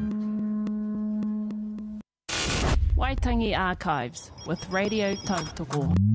Mark Scott. Nā te mea I a tātou e kute nei I te kotahi rau waru te kautau I te haina tango te tiriti, te kotahi rau waru te kaumārima tau I te haina tango e whakaputanga. A ka whakaro ake, kāwana mai kāwana atu, kāwana mai kāwana atu. Aha koa e rua ngā mana e nei puka te tiriti I Waitohu. E te hanga nei kotahi nahi te mana ko ora I tēnei tiriti. Nō reira, ko te kāwana ko whakeke mai ko te tokotoru nei. Greens, New Zealand First, Labour. Ko te mea ua, kāro haki o tātou kaitara tō rangapu. He māma te e pako hatu. Engari tai hoa kia whakakinga, kia whakakapi era tūranga e tātou. E mōhio hahataha I roto I te whare pī, te whare pāremata. Engari mena he tohu ki tēnei kāwana. E hahata tēnei kāwana e rereke ai I ngā kāwana I mua I ai. I ona kāwana I ta hainatanga rāno o te tiriti, ko kotahi te mahi. Kia ora ko te tauiwi, kia ora ko te tauiwi. Kia ora te Māori, kia tawiwi ano, tātou te Māori. Nō reira ko tāku e inauna kai pōhi he māku e tohu atu ki te kāwana engari. Ko te tūmana ko ka pene ngā hapu. Ka inoi atu o ka tohu atu, ka whakahau atu. Ki o tāua tini kai tō rangapu o te tai tokerau. He hata koutou e rereke ai ki ngā kāwana I tō ai, I tārua, ia ta kāwana. He hata tēnei kāwana. He hata tēnei kāwana. Nā te mea ki ropi tō tāua whare nei o te whare tapu. Mena ka pono tātou. Pērā I ngā kōrero o ngā kai whawhai kua roa tēnei whawhai te whawhai. Whakahoki mai te patoa. E mōhio ana ko te kāwanatanga kua hoatu. Mā te kāwana te whakahaere ki tutu I tō tāua whare. Engari hari te mea kia whakahoki mai te konga noiho o ngā whenua. Kia e hara I te mea ngā kaoti tēnei Waitohu. Me pēhea ngā puhi tino mana I roto I tōna whare. Me pēhea ngā hapu anō e mana I roto I o rātou ripa tauara. E pēhea e tino pūrero mai ko ngā whānau o tēnā hapu o tēnā hapu. E mōhio ana he mea, he mahi nui tēnei. Engari koina tāku, e harapea rei te tohu, engari ka te pātai ki tēnei kāwana, mena ka whaimana noa te pōtia tēnei tau, mena ka whaimana no tēnei nā koina tāku. Ko te tūmana ko ka whiu pēra ki te pātai, ngā hapu ka whiu pēnei atu. Taha tā koutou e rereke ai. Ko tā koutou kia pēra kia ngāpuhi ki e ratu iwi ko whiki te kaumatoru te Waitohu atu. Koina te tino tawira no mō ngāpuhi. Ka horeu te tino oro, te kitei te oro o te Māori I nei whakataunga. no reira mena kei te kororo mo te tiriti, e haha tā tēnei kāwana e rere ai ki ngā kāwana I mua I aia. Mark Scott. Waitangi Archives with Radio Tautoko. Ka te ake te whānau ko hoki mai ki tō tātou nei reo irirangi Tautoko FM. Ka nui te mihi atu kia koutou ko hono mai. Ka tukuna I tō ngākau ki tēnei papahotanga atu I te marae o te ti. Ki roto mātou, ki roto I a Waitangi. Ko tērā kai kōrero aha ko te aha. E nui ona kōrero māramatanga ka mutu ko tau te wairua ki roto I te whare I wainga I ona kōrero katoa. Nā reire te whānau, ko pau te wā, kia Māua Coalition, tēnei rangi, tēnei rā, e haruru pai ana te whenua I runga I te tainga mai o te Premier, ki runga tā tātou nei whare runanga. Nā reira he maha ngā kaupapa ki runga I a tātou I tēnei wā. Tōnā tikanga, korongo kōrero, ko te kai kōrero e whai ake nei, ko Cynthia Otene, ai me tāna kaupapa a hauora Māori, no reira tēnā pia amiri mai a tawa, a katuia, te kōrero. Hoi nora, ko tawa tira I tēnei ata, ke hakakapi ana I tēnei wahanga o tātou. Nō reira mehi ana kia koutou a karongo mai nei, kia tātou ki tēnei hononga, me wēnei kōrero, kai kōrero, wēnei pū kōrero I tēnei tēneti nui o te maranga mai, the forum tent. Pono tērā. Mena e traua tonu ana ki roto ki tēnei kāinga o tātou o Waitangi. Tika ana, haria tō wai, tō pātara wai, tō pani ārai, te amarara, te pōtai, wera mō mea. Me kaha te hiko o tō whonu, kia hopu I ngā whakahua. Ka mutu me tai pai mai ki roto ki tēnei whenua o tātou. Ka mutu ko ngā mihi o te rā, o te wā, tēnei wahanga. Haini ake ko hoki mai a Rukuwai. Pea, tōna tikanga, engari a te tahi kraka, ko ia tētahi o ngā kaikaranga ki runga te whare runanga, nō reira e mihi ana kia aia, o te ake kia koutou katoa. Ko hono mai ki tēnei papahotanga, Māua Coalition, tō koutou kai papaho a pōpō, I runga I te rā o Waitangi, engari taku tēno karakia a pōpō, kia taipai hau ki runga ki tēnei wāhi puano I te waru, kaua ko te iwa, I runga I te maha o te hunga e hiehi ana ka tai mai kone, no reira, e mihi ana. Mihi ana kia koutou, ko tāua tira. No reira, ko ngā mihi mai te marae o te tī kia koutou, e whakarongo tonu mai ana ki tā tātou nei reo irirangi o Tautoko, e whai ake nei ko ngā kohinga kōrero, ko ngā archives, e pāna ki tēnei kāinga o tātou ko Waitangi. Tēnā koutou.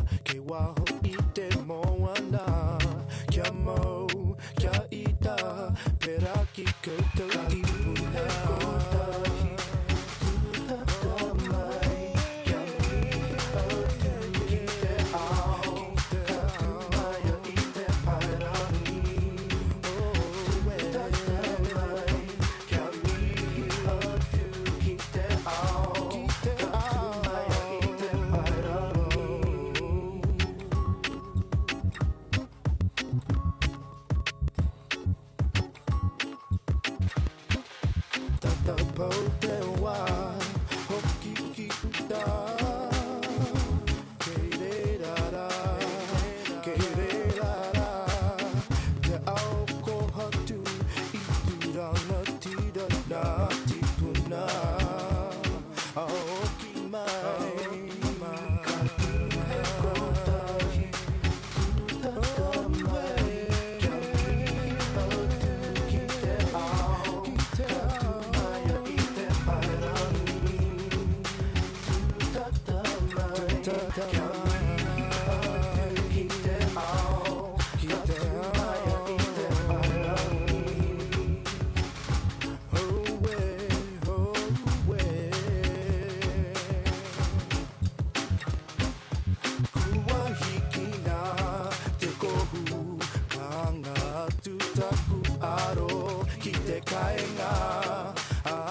titiro, ka tu te ihi ihi, ka tu te wana wana. Moto whenua e, moto whenua e.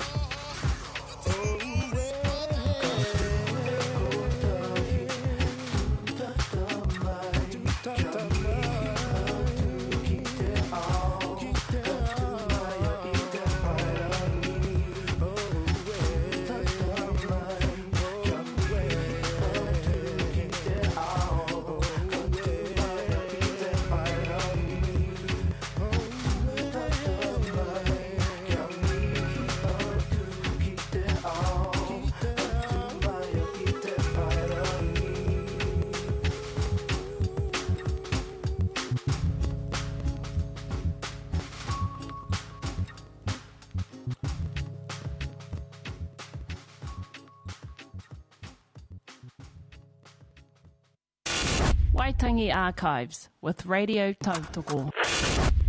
Shane Jones. Me hakaro tau mo te kreme kei mui te tribunal I tēnei wai Waipaua. Te rā whenua kato he kauri kei runga. Te whenua e tirohi ana e oku tuakana Alex Lockham Manus Nathan Mā te roroa. Ki te riro ngā rākau pēra I a tauiwi, he hate patanga kia hoki whenua noheo nei mai. Tāku nei te tiro. Ko te pāngo te tiriti o Waitangi, ki tēnei kaupapa ara, me hei a pēhea tātou e tai ai te pupuri I ngā toinga atu waunu I a tāne e pēnei. Ko whakatau te tribunal o Waitangi. Me he mea e piripono ana te karauna I te tiriti o Waitangi, ka whakai te karauna, kia manaki tia, ka whakai te karauna, te manaki, ki te poipoi, ki te tiaki I ngā taonga o te iwi Māori.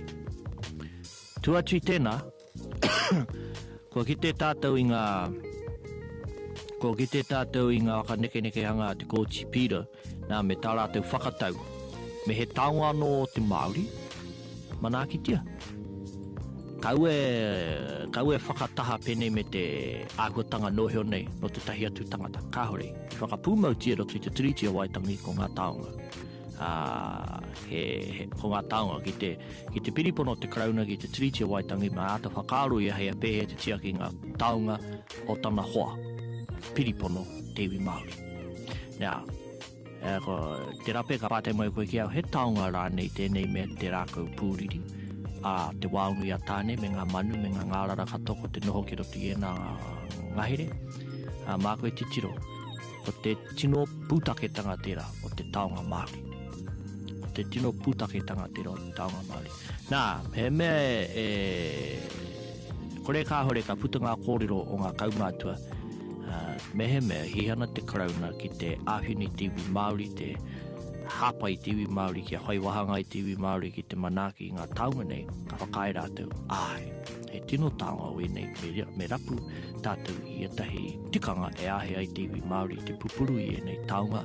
Kone atu I te pupurutanga I te taonga nei, me rapu hoki te tahi tikanga e ahe ai te Māori, ki te manaki I ngā tamariki, ki te manaki I te iwi, e te tiruana ki nei taonga te rape, he oranga, kei roto, he painga kei roto, kia piki ake rātou, ki runga I te auhua ko te karapoti a tātou I tēnei wā ara te noho kore mahi. Waitangi Archives with Radio Tautoko. Shane Jones.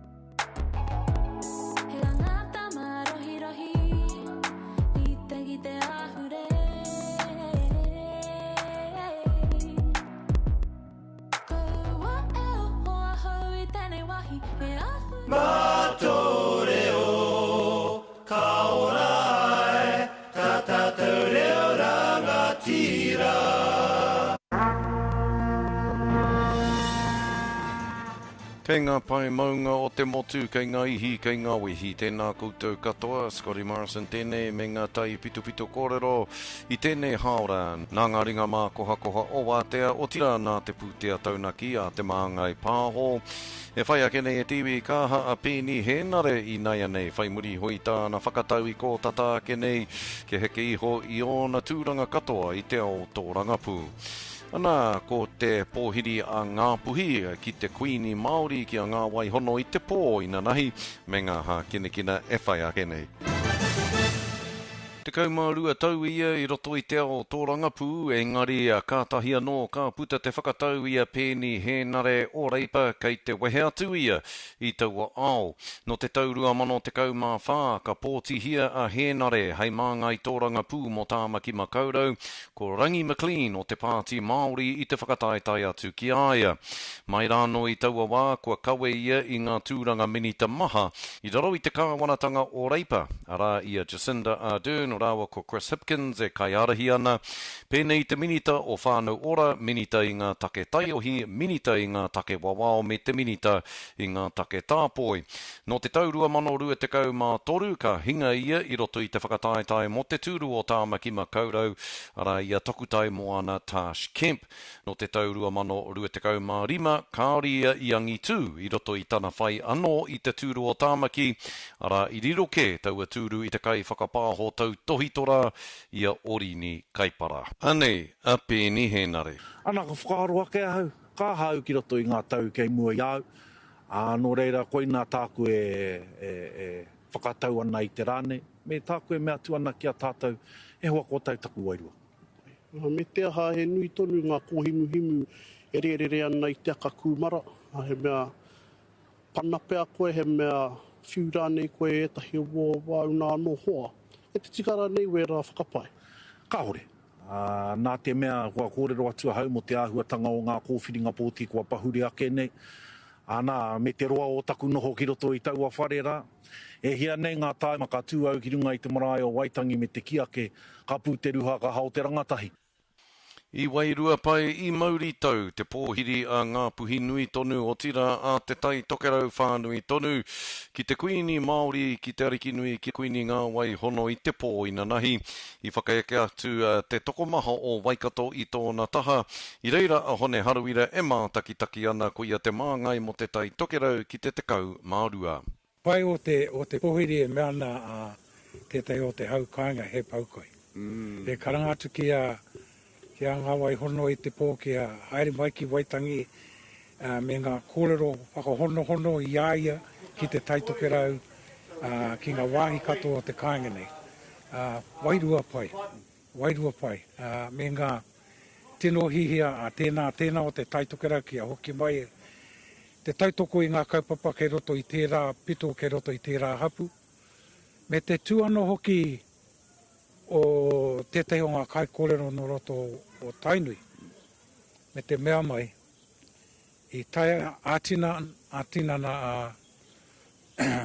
ngā waihono I te pō me te rangi māhiu ki roto ngai o tonga. Kia tautoko I ngā whānau tō rātau whenua ko pakaruru ia tāwhiri mātea. No te ateinanahi te kāhui o rangatira āiwi ki te premier kia Christopher Luxon. Ana he rautaki pēr nā Christopher Luxon kia ta whakapakari te hononga ki ngā rangatira o te ao Māori I tēnei tau pōti nei. He hui tūmata iti tēnei he ai ki ngā māngai o te kāhui rangatira āiwi. Ia ta whakatakato rātau I ngā kaupapa nui o te wā ki mui te aroaro o te premier. Kia te huri ake tātou ki etahi o ngā māngai e kōrero hia nei ara kia āpere Hama Edwards o ngā tiwai, rāua ko Tametarangi o ngā tīwhātua. Ia ta kōrero tia I ngā wangawanga, ka muti hara I te mea ko te hihia te ao Māori kia hoki kōmuri toru tau noiho. Kia whakatika I ngā poronga kōti nei a rātou I roto I tēnei tau kahore ko tā mātau e whai nei te tahi mai. Ka pai. Oh, geez, you too. E tāmia nei te tiriti, e aukatia nei te reo, e wāwāhi nei ngā momo kuraku a ngā hunga e pātata nei ki te āta kaikiri, whakahawe nei ki a tātou. Ko ake nei e karai mā, ko ngā haa kene kina. Oi nora e tiwi ki te whakataetae whutupōro ngai o wāhine o tēnei whenua e kia nei ko te whakataetae aupiki. Kei te hoki anō a Blair Baxter ki te kapa o Matatū i te wai Pounamu ki te whakakapi ake i te tūranga o Whitney Hanson hei kai o ko matua i te kapa Matatū. Ana ko paua a Whitney Hanson hei kai o ko Matua Hall i ngā mamaku ara i te kapa whutupōro wāhine o Aotearoa. Nō reira ka hoki a Baxter ki te kawe ake i te tūranga kai o ko matua i a Matatū. Whutupōro tonu ko Dane Coles te ōpango o mua ka hono ki te kāhui ka te kōwhiri i te kai o ko Hall i ngā ōpango. Koe ranga ha kina kia ora. Nā no reire te motu, mā wāta, mā te reo, hei whakamārama. He mea tautoko nā te māngai. Hei pāho. He tai āwora, he reo ora, te reo takiwa o tautoko.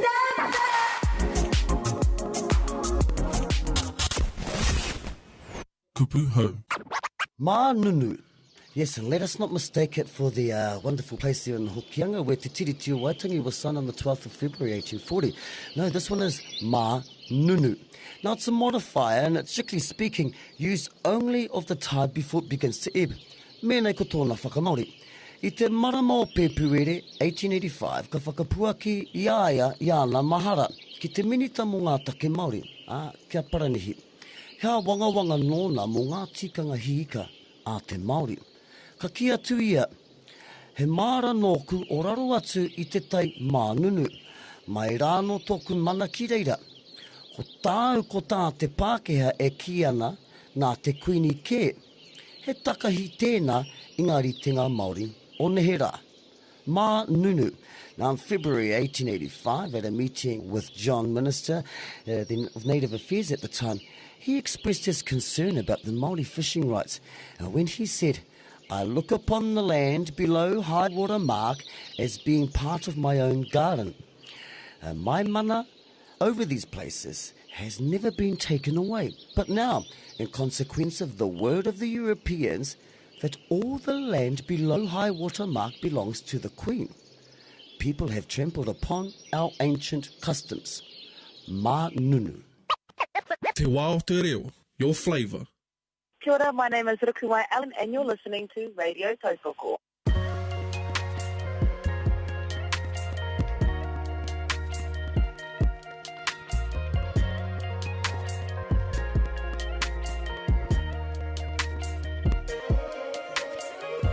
It's so silly of me to act like I don't need you back.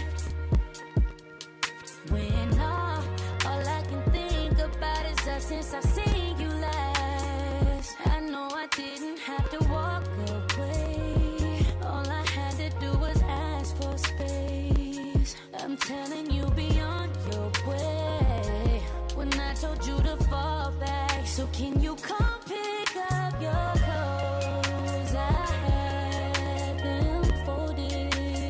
Leave me at the door, but it's still open. I know it's getting cold out, but it's not frozen. So come pick up your clothes. I had them folded. I'll let your body decide if this is good enough for you. Already folding it for you. Already folding it for you. I'll let your body decide if this is good enough for you. Already folding it for you. Already folding it for you. You know how I like it, babe. Put it on the table, girl. Put it on the table, girl. It's been about a week and I can't sleep. I'm thinking about all the reasons I should just pull up on you. I know everything that I told you, but I wanna unfold you and show you we don't need closure and you don't need those clothes on, yeah. We used to make love until we could see the sun come out. And sometimes the whole day till the day is done. I'll give you space, but patiently I'll be waiting for you to tell me. For you to come pick up your clothes. I had them folded. Leave me at the door, while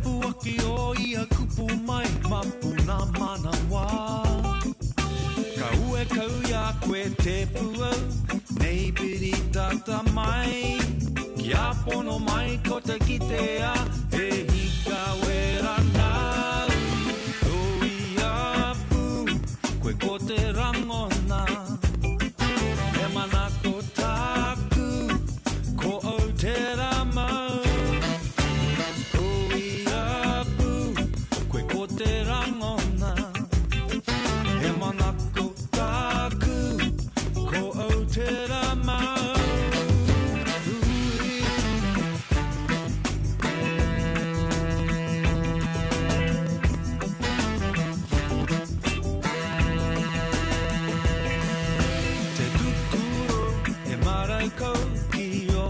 Piringa, he maro te tu e waha ainga, pe hiti a tau. Ka hua au ko te hoki mai, te o haki a koe. Ani taku pao hei marewa, te ki koe a ko koe. Koi apu, koe ko te rangona, he mana ko taku, ko au te ramau. Ko te rangona e mana ko taku ko au te ramau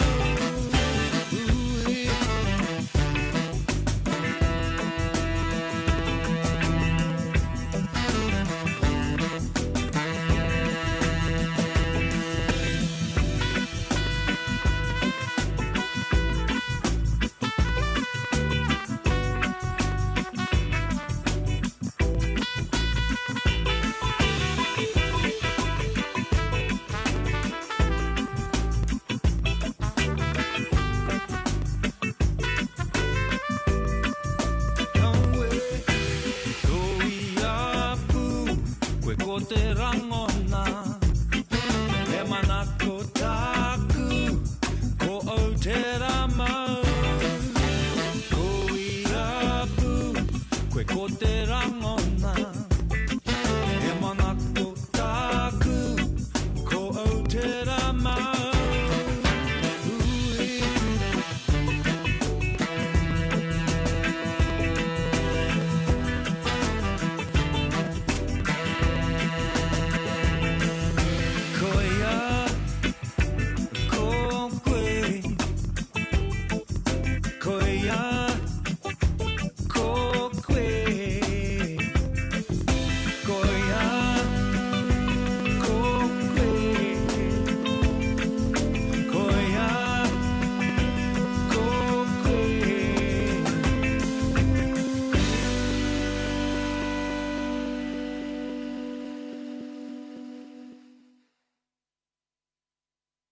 Mena he amu wau, a munga kaupapa pāpāho o te reo takiwā o tautoko, whakapā mai kia mātou.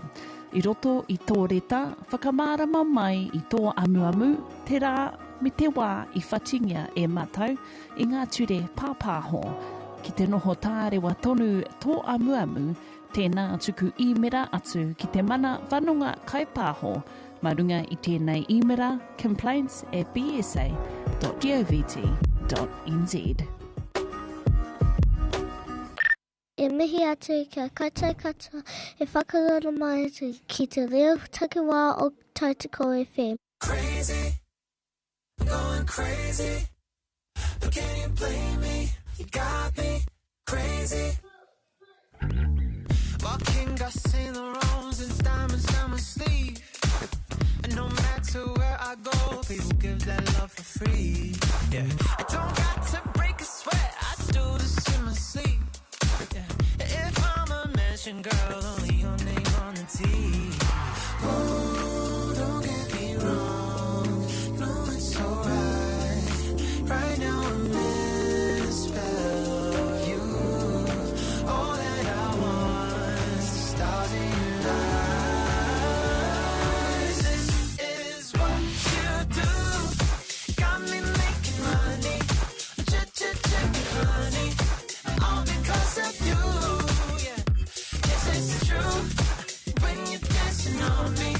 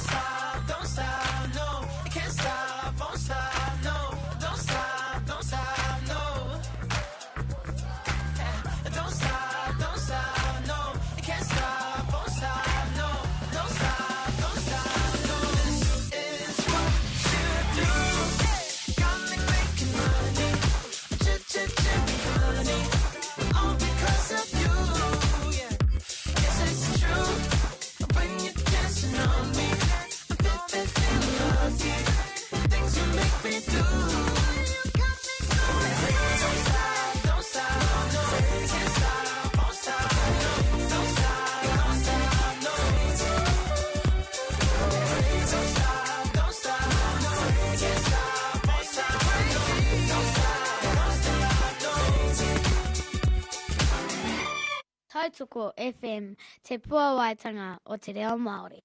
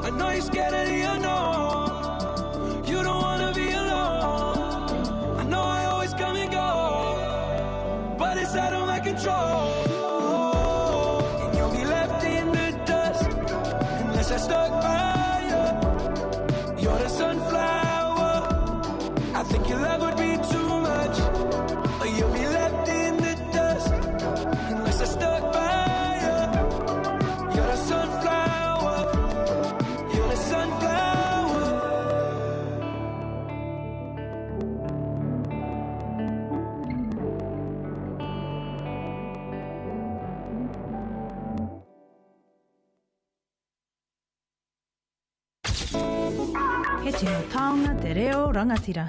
Nō reirara, kia kaha mai tātou ki te kōrero I tō tātou reo rangatira. We're your tribal connection. Kaya koe mo te aro koe, kaya koe mo te ware ware, kaya hamaki tāmane, e peaka. Kaya koe mo te aro koe, kaya koe mo te ware ware, haya hamaki tāmane, kaya hau koe momoea. Kaya koe mo te aro koe, kaya koe mo te ware ware, haya hamaki tāmane, kaya hau koe momoea. Ka mau ke te wehi, ka roha ke ko, Pari lawa ana, ka we haere atu, Pari no koe ia hau, oh e, aroha mai, hoki mai, kaya koe mo te ware ware, haya Kaya hamakuta na mahi, kaya halo kumomoea, kaya kwe mote aro kore, kaya kwe mote ware ware, haya hamakuta na mahi, kaya halo kumomoea, kama kete wehi,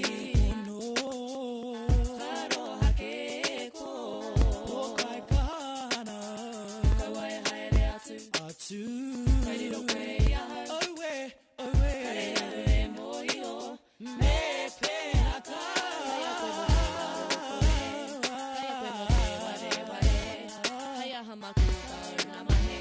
Kaya halo kumomoea, kaya kwe mote aro kore, kaya kwe mote ware ware, haya hamakuta namahe, kaya halo kumomoea.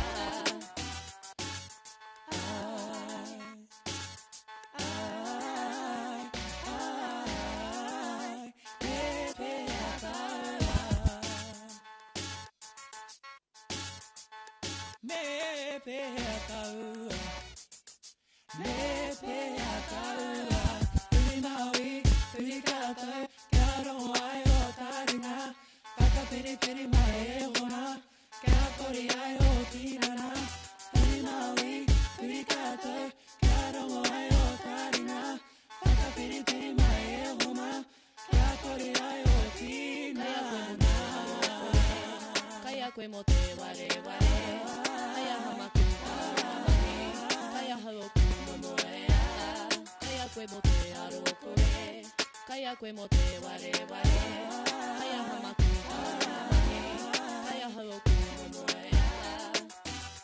Maui, kurikata, karo ai o taringa, faka peri peri mai homa, kakori ai o kinana, Maui, kurikata. Peri peri mai homa, kakori ai o tina na. Kaya kwe mote ware ware, tina na. Kaya halo kumomoea, tina na. Kaya kwe mote ware ware, tina na. Kaya halo kumomoea.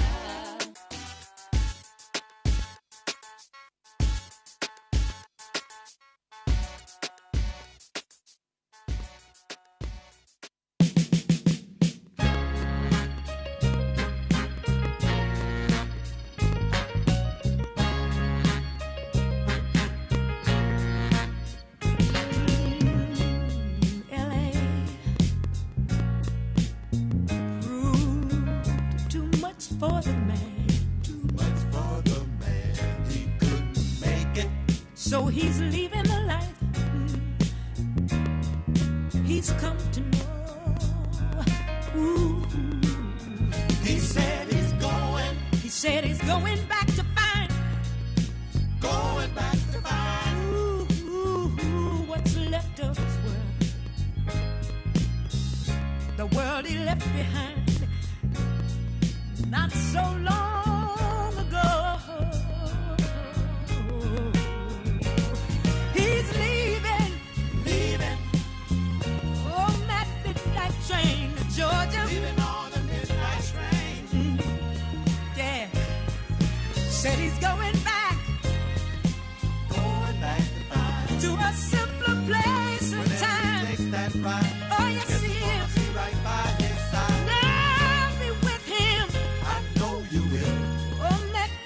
Train to Georgia. Leaving on that midnight train to Georgia. I'd rather live in his world than live without him in mine. World is his and hers alone. He kept dreaming, ooh, that someday he'd be a star, a superstar, but he didn't get far. But he sure found out the hard way. The dreams don't always come true. Oh no, So he burned all his hopes, and even sold his old car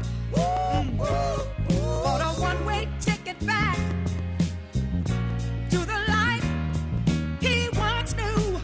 Oh yes,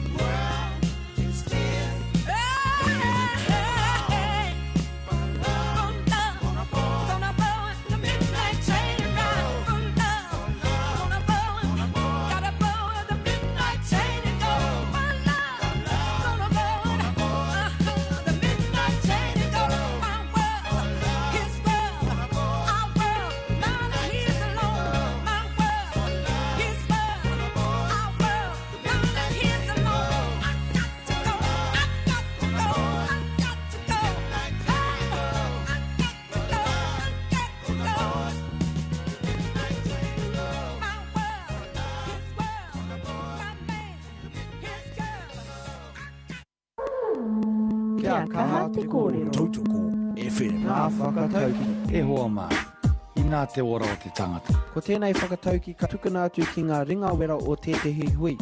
Ko te tikanga i a tātou e wehe ana ka tuku mihi atu ki ngā ringa wera mō a rātou mahi tunu kai. Ko tēnei whakatauki e ki ana ngā mihi nui kia koutou mō a koutou mahi. E hoa mā. I nā te ora o te tangata. Kia kaha te kōrero. Tautoko FM. Tēnā koutou katoa e whakarongo mai ana ki ngā iarere iwa te kauma iwa ira rima me te iwa te kauma whitu ira rima ara ko Tautoko FM.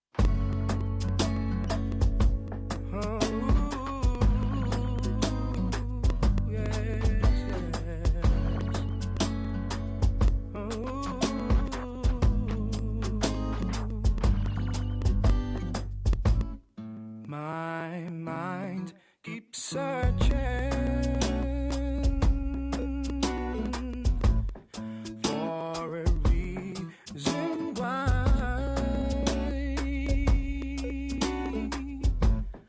our world keeps turning.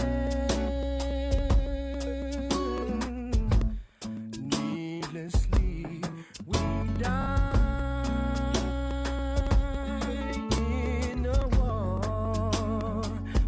Without machine gun fire and its own home ground, its spirit locked down, and still I find the words, brother hold tight, I can see the skies are clearing over, sister hold tight, I can see the skies have blown away.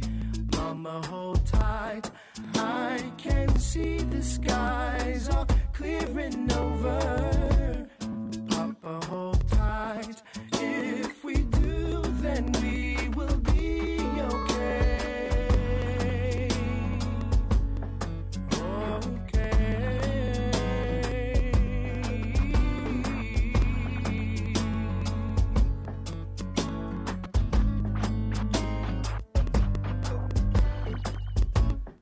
Oh, the days keep passing, and I'm asking myself, ooh, why am I still waiting when I know I can't help?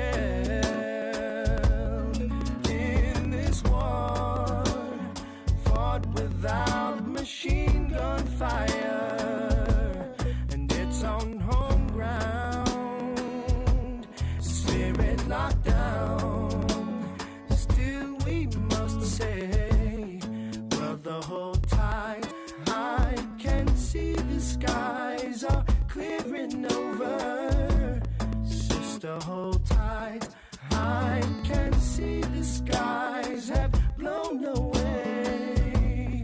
Mama, hold tight, I can see the skies are clearing over. Papa, hold tight, if we do, then we will be okay. Now you're wandering around, thinking about this time when we would be together, saying no, no fire, no fire. Listen for yourselves, sending out an SOS. We listening, receiving you. So all you've got to say is, brother, hold tight. I can see the skies are clearing over. Sister, hold tight. I can see the skies have blown away. Mama, hold tight, I can see the skies are clearing over. Papa, hold tight, if we do, then we will be okay. Okay.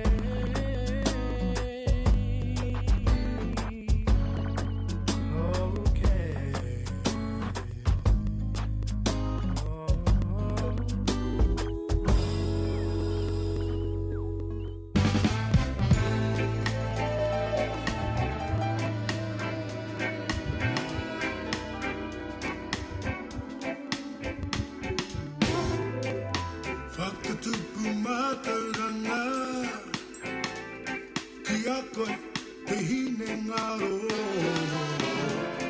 Kia koe te wairua Kia koe te tingana He karakano I ruia mai I rangi a tea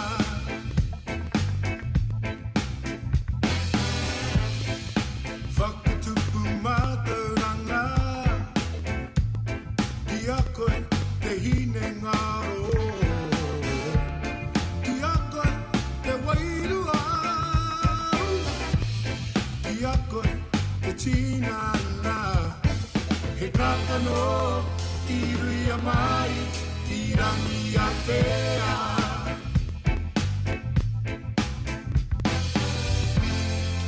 Whakatupu mātauranga Wānanga tia aie Whakatupu mātauranga Tūturu ki te kaupapa Whakatupu mātauranga O ngā matua tipuna Tūturu whakamawakatina Haumie, huie, taiki e Whakatupu mātauranga Kia koe te hine ngaro Kia koe te wairua He kakano I ruia mai I rangi a tea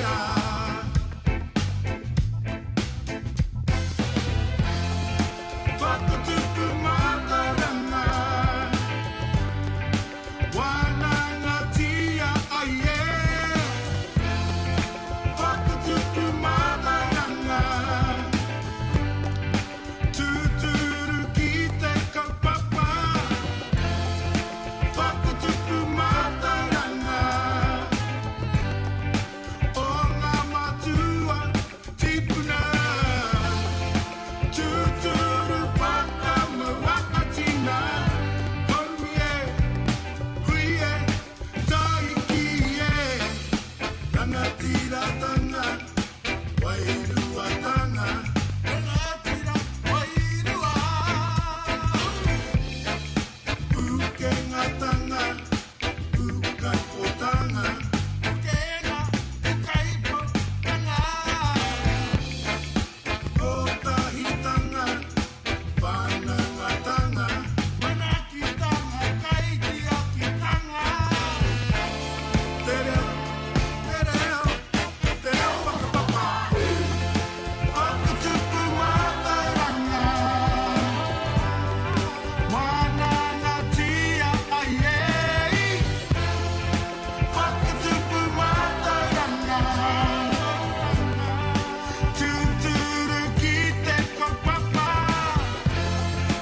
Whakatupu mātauranga O ngā matua tipuna Tūturu whakamawakatina Haumie, huie, taiki e Kupu hau. Ko whewhew. Ai, tika taurongo. Ko whewhew. Now it is a neap tide. Mene ko tōna whakamaori. He tai ko whewhew. A neap tide. Yeah, well, all you fishermen and fisher ladies, of course, yes, because my aunties, they were good rama pātiki lot. Ko whewhew. It's a neap tide. Te tai ko whewhew. Te wā o te reo. Your flavour. Tautoko, 97.5, 99.5 years old. Te orara.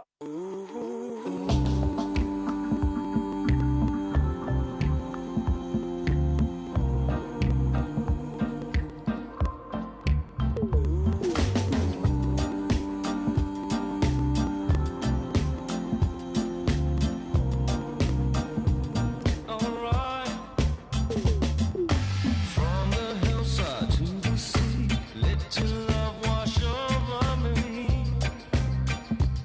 Oh yeah.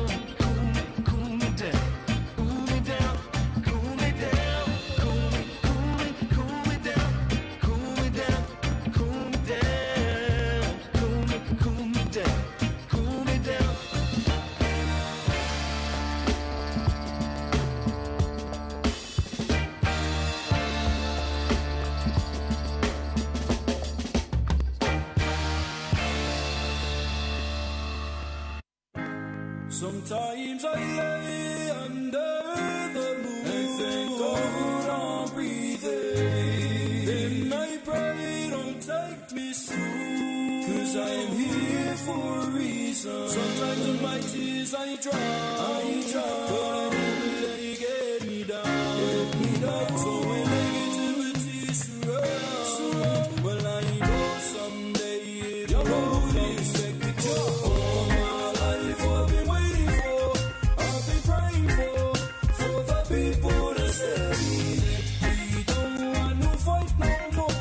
There'll be no more war, and our children can play.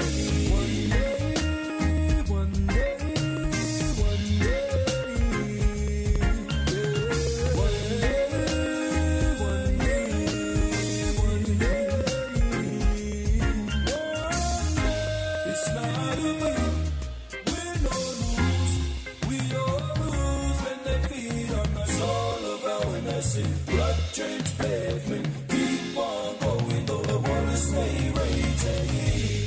In this maze, you can lose the way.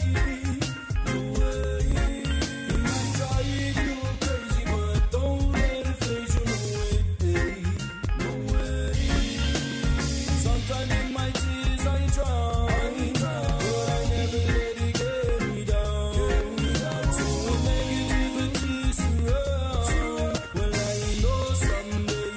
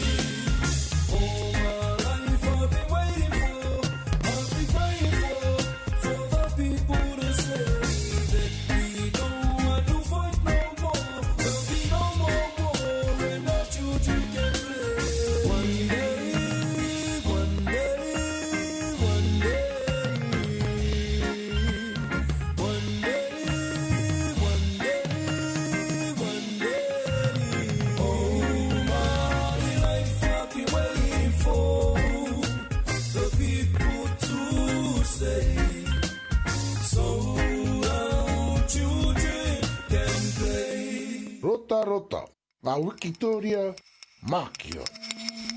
Tō reo karanga e Roma. Ngā mahanatanga I pā ki te whatu manawa, ngā tukutuku puna roimata o te pōroa, I tuku iho mai e tēne ki ahiahi pō. Ko ngā tata ki runga ki ngā pātū e iringa wairua. E kani ane I te taki o te muri ahiahi. Ka taka tū ki runga ki te whenua, ka taka te pō, te ngarohanga o te ao. Ka rongo nei au te wharenui ko te ohaki o pōroa. I tū, te kāhui tara kei te waharoa. I te haka hoki o te karanga, ka mokohia I te papa. E ngā kupu me te tangi, I takahi te ara I takahi a o tātou tūpuna. Te maunga nuku, nā tātou te mauri. Te reo karanga tawhito rawa, ka tū te whare kia awhi ki kō. Kei raro ihoa reitu, tūpuna whaia. Kei te poho o te whare ka tū te tangi. Hore kau he tāne, ka tū a mārewa ki te mihi. He kai whakakapi tūranga. Ka huna te whare tangata. Te reo karanga, te reo mihi. Ka ora tō tātou taumata kōrero. Rota, ngā Wikitoria, Mākia. Kia ora whānau, you're listening to 99.5, 97.5, Tautoko FM. Yeah.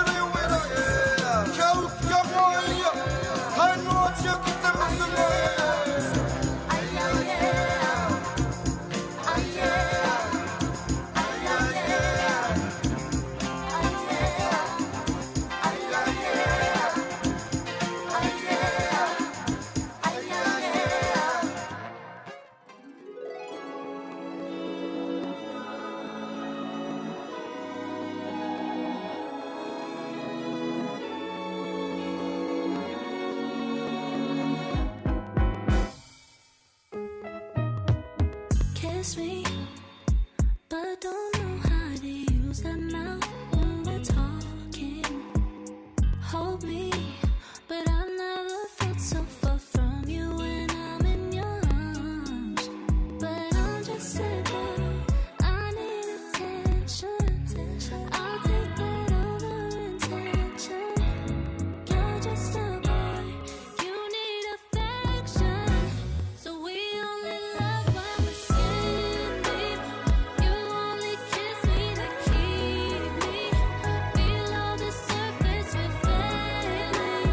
I was convinced that we had it all. Loving you is suffocating. Hold my breath as you're holding my secrets. We fight and end up forgetting, 'cause we always finish our day. Skin deep, skin deep, skin deep, skin deep, skin deep, skin deep. Empty, filled my glass, but I still see you as half full. But I still stick around, 'cause we're both still fed up with the searching. 'Cause I'm just a girl, I need attention. I'll take that over intention. You're just a boy, you need affection. So we only love when we're skin deep. You only kiss me to keep me below the surface. We're failing. I was convinced that we had it all. Loving you is suffocating. Hold my breath as you're holding my secrets. We fight and end up forgetting, 'cause we always finish our day. Skin deep, skin deep, skin deep, skin deep, skin deep, skin deep, skin deep, skin deep, skin deep, skin deep. We fight and end up forgetting, 'cause we always finish our day. Skin deep. Rota rota, ngā Wikitoria Mākia. Te haka raupeka hoki o ngā mahara. Ai tama, ko tira tātāu a mahi i te rānei. Ka noho a hui topa e haka pāwairu ana. Ko hau tō whaia me ona momo i roto i tēnei wahanga o te aranga mai o Matariki. Ka mahara tonu kia rātou kua wehe i te tirohanga kanuhi. Ko tō kaupapa, he kaupapa haka tutuki, he haka wātiatanga e whaia e koe. Ko tāku te tikina ngā pūmaharatanga ki roto i aku kaupeka wahanga i ngā tau kua hipa kē. He taonga te whai wahi atu ki Wainganui ngā tupuranga i ona kōrero, ona haka rāpopotonga, ka kite atu ko e hia o ngā hua ka puawai. ka mau tonu. Ko wai ka hua ka puta mai, ngā huringa o te ao Māori I roto I ngā kāinga I ngā marae mai te kanuhikirea rongo whāwhā nei. Rota rota, ngā Wikitoria Mākio. We're your tribal connection. Radio Totoko FM.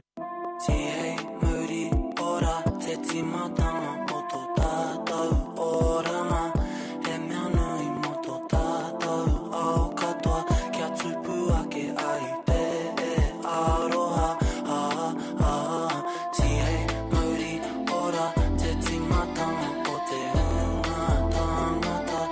He mea nui mo tō tātou oranga. Muri ora ki o tātou mātua. Vai a te tika hurangi ki te tūohu koe me monga teitei. Me koa koe raru, me koa koe pori. Me pupuri atu ki te kā o te mauri. Tama tū, tama ora, tama no, tama mate. Whakarongo ki ngā kōrero. O au a te me ngā kōrero ki o tō. I ne ngaro nuku atu i tō aro ki te ti o manono. Te hei mauri ora te timananga o tō tātou oranga. He mea nui mo tō tātou au katoa. Kia tupu ake ai te e aroha. Te hei mauri ora te timatanga o te hunga tangata. He mea nui mo tō tātou oranga. Mauri ora ki o tātou mātua. I feel good today 'cause I am living and I see many happy faces. When I walk down the road, my soul escapes to places way beyond what is in the matrix. And all my pain and face as the sun smiles at me, oh it feels amazing. Wanna feel this way like every day, but right now I have the chance, so I'm gonna take it.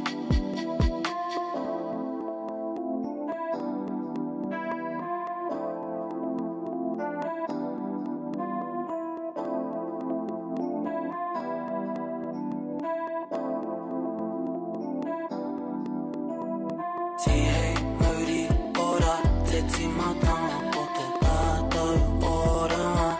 He mea nui mo tō tātou au katoa. Kia tupu ake ai te e aroha. Te hei mauri ora te timatanga o te hunga tangata.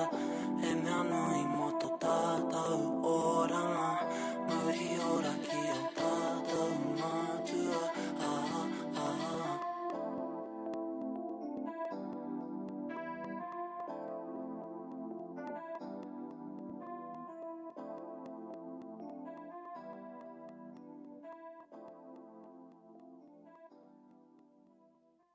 I'll be on my way. I just gotta make my big escape. I don't wanna wait. Matoreo, ka ora e, ta tātou reo rangatira. I ngā reo e ngā mana I ngā kārangaranga maha nau mai, haere mai. Tautoko.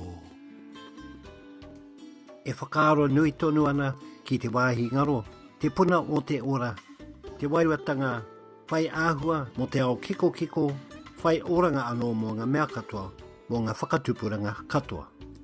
Ka nui tonu ngā mihi ki te kaihanga nui, mō ngā tini manakitanga no mai rāno, tainua mai ki tēnei wā, ngā manakitanga kua tau mai, ki runga e ngā whakatupuranga o te wā tonu nei.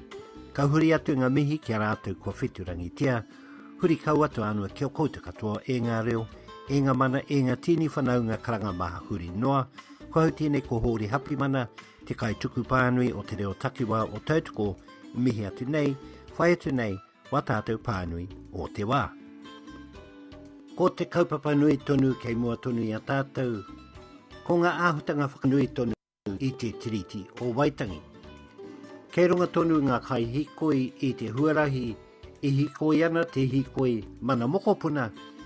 Kia tai ke atu rātou ki Waitangi a te ahiai o te taite, ki reira wānanga tahi ai. A te atu o te praere, ka haere tahi ai rātou ngā kai hikoi katoa ki Paihia, kia hikoi i te huarahi atu i Paihia, ki te tī marae i runga o Waitangi, kia pōwhiritia rātou ki runga i te marae, i mua i te timatanga mai o te hikoi a te tikauma tahi kaka, whiti atu i te awa, ki runga ki te whare runanga. Ko te mana mokopuna he mana tuku iho mai i ngā mātua i ngā tupuna. Nō reira rā, tiakina, kia tūrangatira ai rātou, hei kai kawe i te mana motu hake, tino rangatiratanga, i runga i ngā whenua rangatira, o ngā tupuna, o ngā whakatupuranga ki ana mata.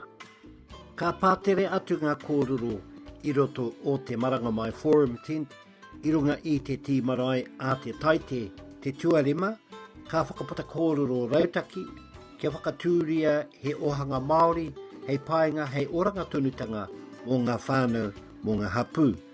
Ka whai wāhi anō ngā kai kōrero taiohi ki roto i te wāhi whakapata kōrero nei, ko te Maranga Mai Forum Tent, a mā te hono tonu ki te reo takiwa o tautoko nei, ka rongohia atu ngā kōrero e kōrero tia atu ana e rātou ngā kai kōrero i reira. Ka whakapāho atu anō a tautoko e ngā kōrero ngā reo tuku karakia a te rimakaraka te ata hāpara o te praere, te rātua ono i roto i te Dawn Ceremony e whakahaere tia ana i runga i te papa ātea o te whare runanga.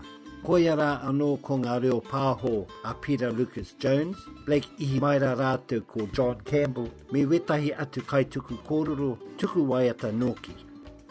Ko tai ke te kotahi rau waru te kauma ono tau, muri atu i te hainatanga a ngā tupuna, te tiriti o Waitangi hioi, hore kau tonu te kāwanatanga ko whakahonori tia, kua whatiketia e rātou ngā whakaaitanga. He take nui tēnei o te riri, engari mō ero o ngā autanga a te kāwanatanga. Ka nui tonu ngā kōrero ka kōrero hia ki te Maranga Mai Forum Tent a te praere te rātua ono. Ka puta kōrero e whakaaro atu ana te tirohanga ki ngā tau te kauma whā kei mua tonu i a tātou. Ko te tau 2040, koia tēnei ko te 2 rau tau atu i te hainatanga o te tiriti, ka pēhea rā ngā āhutanga i roto i ngā tau te kauma whā kei mua tonu i a tātou. Ka whai mana te tiriti, hei take ngā huri te tai, kia tau marika ai ki uta te tika me te pono. Ka whakatika hia ngā huarahi kia tūtuki ai ngā whakaaro nui o ngā tupuna, nā rātua anō te tiriti i haina tia i roto tonu i te tika me te pono. Ka whakahokia te rahinga atu o ngā whenua kua murua e te kāwanatanga ki ngā whānau, ki ngā hapu, nui tonu ngā pātai hei pātai hia, engari ko wai e mōhio ki ngā whakautu, mā te he ka tika e rangi, whakatika hia ngā he e te kāwanatanga. E tika ana kia whai wāhi te tiriti o Waitangi i roto i te ture, i roto anō i ngā whakahaeretanga a te kāwanatanga, kia whai wāhi anō ngā tikanga tuku iho i ngā mātua tupuna, i roto tonu i ngā whakaaro nui tonu, ke kaha mai tātou katoa, te tiaki i te taiao, mā te tiaki i te taiao, ka tiaki anō tātou, ia tātou anō. Me tonu tātou ki ngā tikanga whakaaro, me ngā tikanga mahi, mō te taiao ora, te reo ora, te tāngata ora, mauri ora ki te rangi, mauri ora ki te whenua, mauri ora ki tātou katoa huri noa, tēnā rā tātou katoa. Maranga Mai Forum Tent, atu i te marae o te tiriti o Waitangi, ko tō tātou kaupapa here i tēnei rā, te whanaketanga o te iwi Māori. Tonu mai ki ngā iarere o tautoko. Iwa te kauma iwa irarima ki mau ngā taniwha, iwa te kauma whitu irarima ki mau ngā hikurangi. Kupu hau. Hau whenua. Hau whenua is a noun which describes a land wind or a land breeze.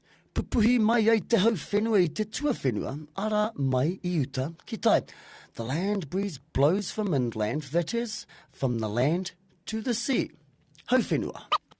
Te wā o te reo, your flavour. Ko maunga tani whā te maunga, ko manga muka te marae ngā puhi, te whare hokianga te moana ngā puhi, nui tonu te iwi e ngā reo, e ngā mana e ngā kāranga maha, nau mai, haere mai. Tautoko. Waitangi Archives with Radio Tautoko. Mana i piha. Tērā taha tērā. Ngari tuatu i tērā. Timata anō te Pākehā, te waihanga anō, te hanga anō, he ture, he whakakahore i te mana o te Māori, ne? Kia ora. Ara hoki ko te ture raupatu me wera momo ture. Kia ora. Kahore i tuku ke hoki mai anō ngā whenua raupatu ki a tātu. Nā, e haere tonu nei. Wene ahuatanga i ene rānei, mohi o pāhi ana koe, o koe anō hoki tetahi noho ki ihu mātau, ki te tautoko i tērā kaupapa, nā mahi nui, ke hoki mai ai, wera whenua raupatu, mutu he konga, pinati noiho, ka hoki mai anō ki te iwi, no rātou anō wera whenua take, i te wā, I noho tau. Maranga mai Forum Tent, atu i te marae o te tiriti o Waitangi, ko tō tātou kaupapa here i tēnei rā, te whanaketanga o te iwi Māori.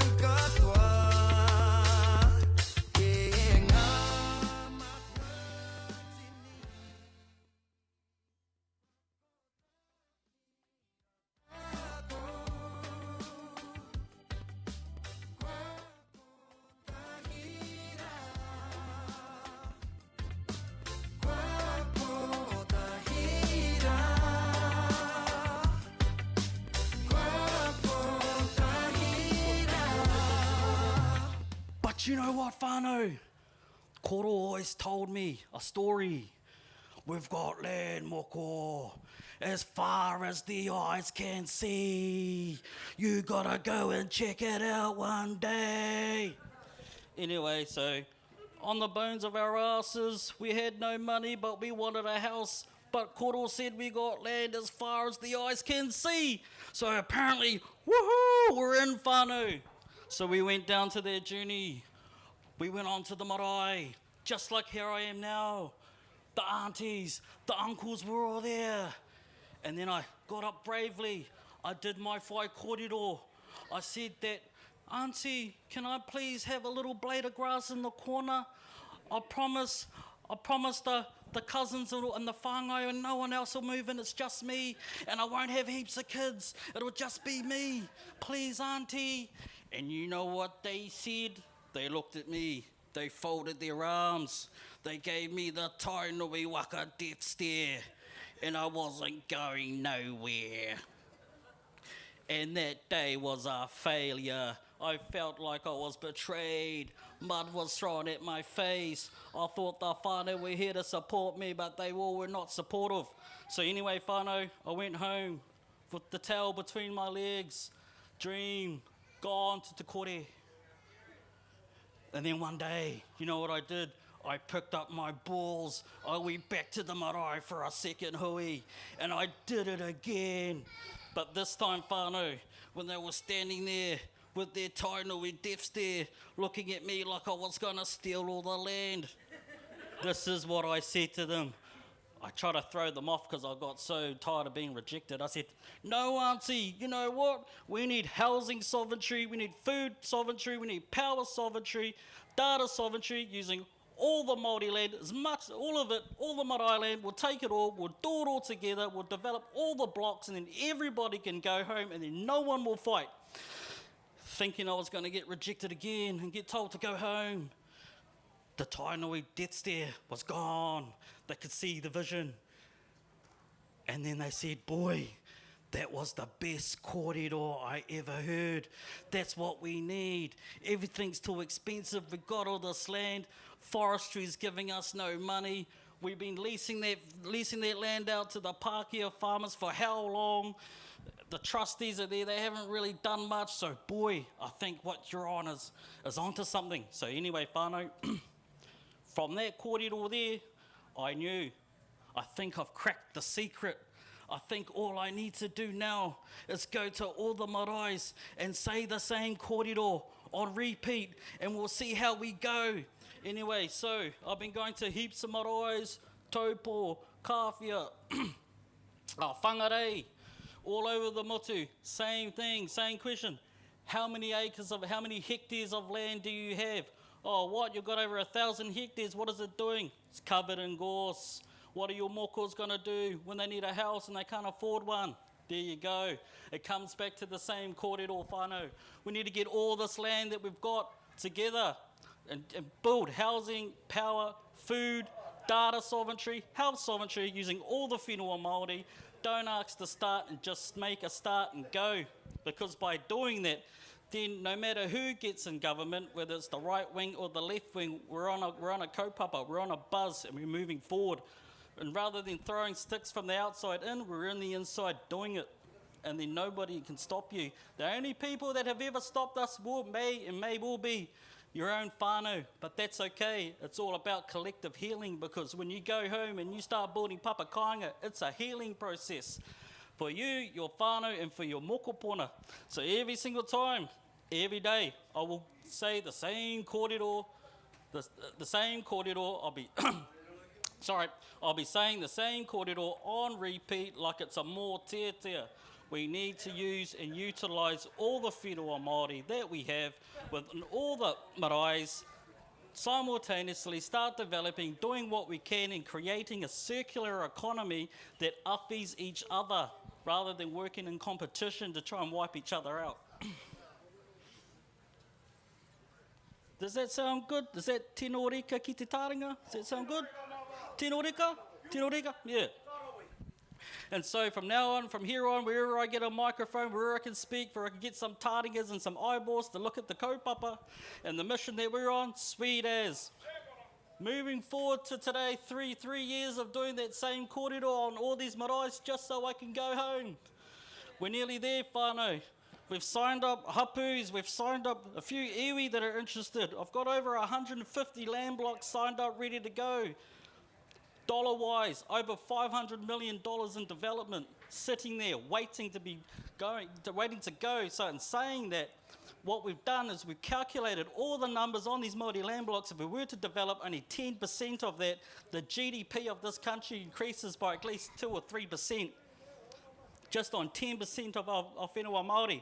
At the moment, the GDP went up 1%, was minus 0.5 or whatever. Why? Because they don't have a plan. They don't have a plan to fix it. The only plan that they've got is to extract from your whakapapa, from your whenua, and to remove all powers from you so we can all be batteries to the machine. What I'm saying is that if you want to take full control, full autonomy over your own whakapapa, it starts with going back to your whenua and taking full control over that, regrowing it, replanting it, planting the seeds. We start small, we show a model, and then we build it out. So in terms of saying that, whānau, we have over 150 land blocks signed up. We have people at all different stages. One's they're stuck on the succession. One, they're still doing their whānau trusts. One, they've just submitted their building consent. And another, they've already built their papakainga. They agreed to all the sovereignty economic power movement and they're ready for the next stage. They've done their papakainga and now they're looking at doing power sovereignty, looking at the wind, looking at the solar, looking how to keep people home at the whenua so they're not reliant on anybody except for themselves and their hapu. And this all sounds quite familiar, eh, whānau? this sounds like a circular economy that we had before, you know, the ships arrived and they bring in their whakaaro, but it was always circular. There was no top-down, there was no pyramid structure, there was no CEO and worker, when I'm the king and you're the peasant. There was none of that. It was all circular economy from the bottom up, Arawai-led, community-driven. We all work together to have safe and healthy homes, healthy food, and through the unity we can get there. But in order for us to do that, you've got to think. You're all looking at me, so I know you're all landowners, and so you've got to ask yourself, well, what future do you want to bring for your mokopuna? Are you going to keep it out and keep leasing it out to that farmer for another 20 years? Well, we've been doing that for 30 years and nothing's happened. The paddocks are still there. The gorse is getting more. The moana's sad because you haven't gone home. Rangi's still crying, go home. Because we're indigenous, we're kaitiaki, that's our job on this planet. And Māori as a collective whānau, we have a very special place on this planet, and that's to help a global movement of the next frequency shift that is made to make changes on this planet. From less extraction, more circulation, more regenerative economy, more looking after each other, less competition, more cooperation, and more awhi and more arawa. That's the future. I may be coming up here, I'm talking a little bit, maybe a bit too political, like I'm some kind of politician, but I'm not, because the focus of our kaupapa, and it'll always be the same no matter who gets in power, is that we're going to start te aoho, build the new earth, sign up each land block, build papakainga by papakainga and power and data, and we're going to keep going, and I'm going to keep going until I'm dead. So I've got 40 years left on me, so that's the pole in the ground that we've stuck down, and that's what we're going to follow on through with. On another note, going through this journey, whānau, this is something that I really think you should all consider. So when we started doing this journey, you're going to be plumped with a lot of sort of what they call specialist fees, yep? You're going to have an architect fee, civil engineer's fee, town planning fee, and all these type of specialist fees and what you need to produce the paperwork, to get a build consent. And man, we've been hammered with all these sort of specialists trying to get this done because we don't know how to do a build consent. I'm pretty sure most of you guys in here don't know how to do one either. There's only a few specialists that are gatekept to do it. So a lot of the things that we need to do to get papakainga up and going were once gatekept. How to get your finance, how to get your build consent. We were able to get across all those gatekeepers. We smashed it all, so we condensed what would have taken 2 years. We can condense that in 1 month. And how do we do it? We actually utilised the power of AI. So we taught AI how to think Māori, how to look at the Te Ture Whenua Māori Act, what's a partition order, what's an amalgamation, what's a vesting order. These things sound like sort of really complicated legal concepts that we were scared to even hear it, just like you, but it broke it all apart. If you watch a lot of my content online, a lot of that's through data analysis, getting the best data. So when you guys were ever stuck on Māori land blocks and anything in terms of Māori land court to build consent,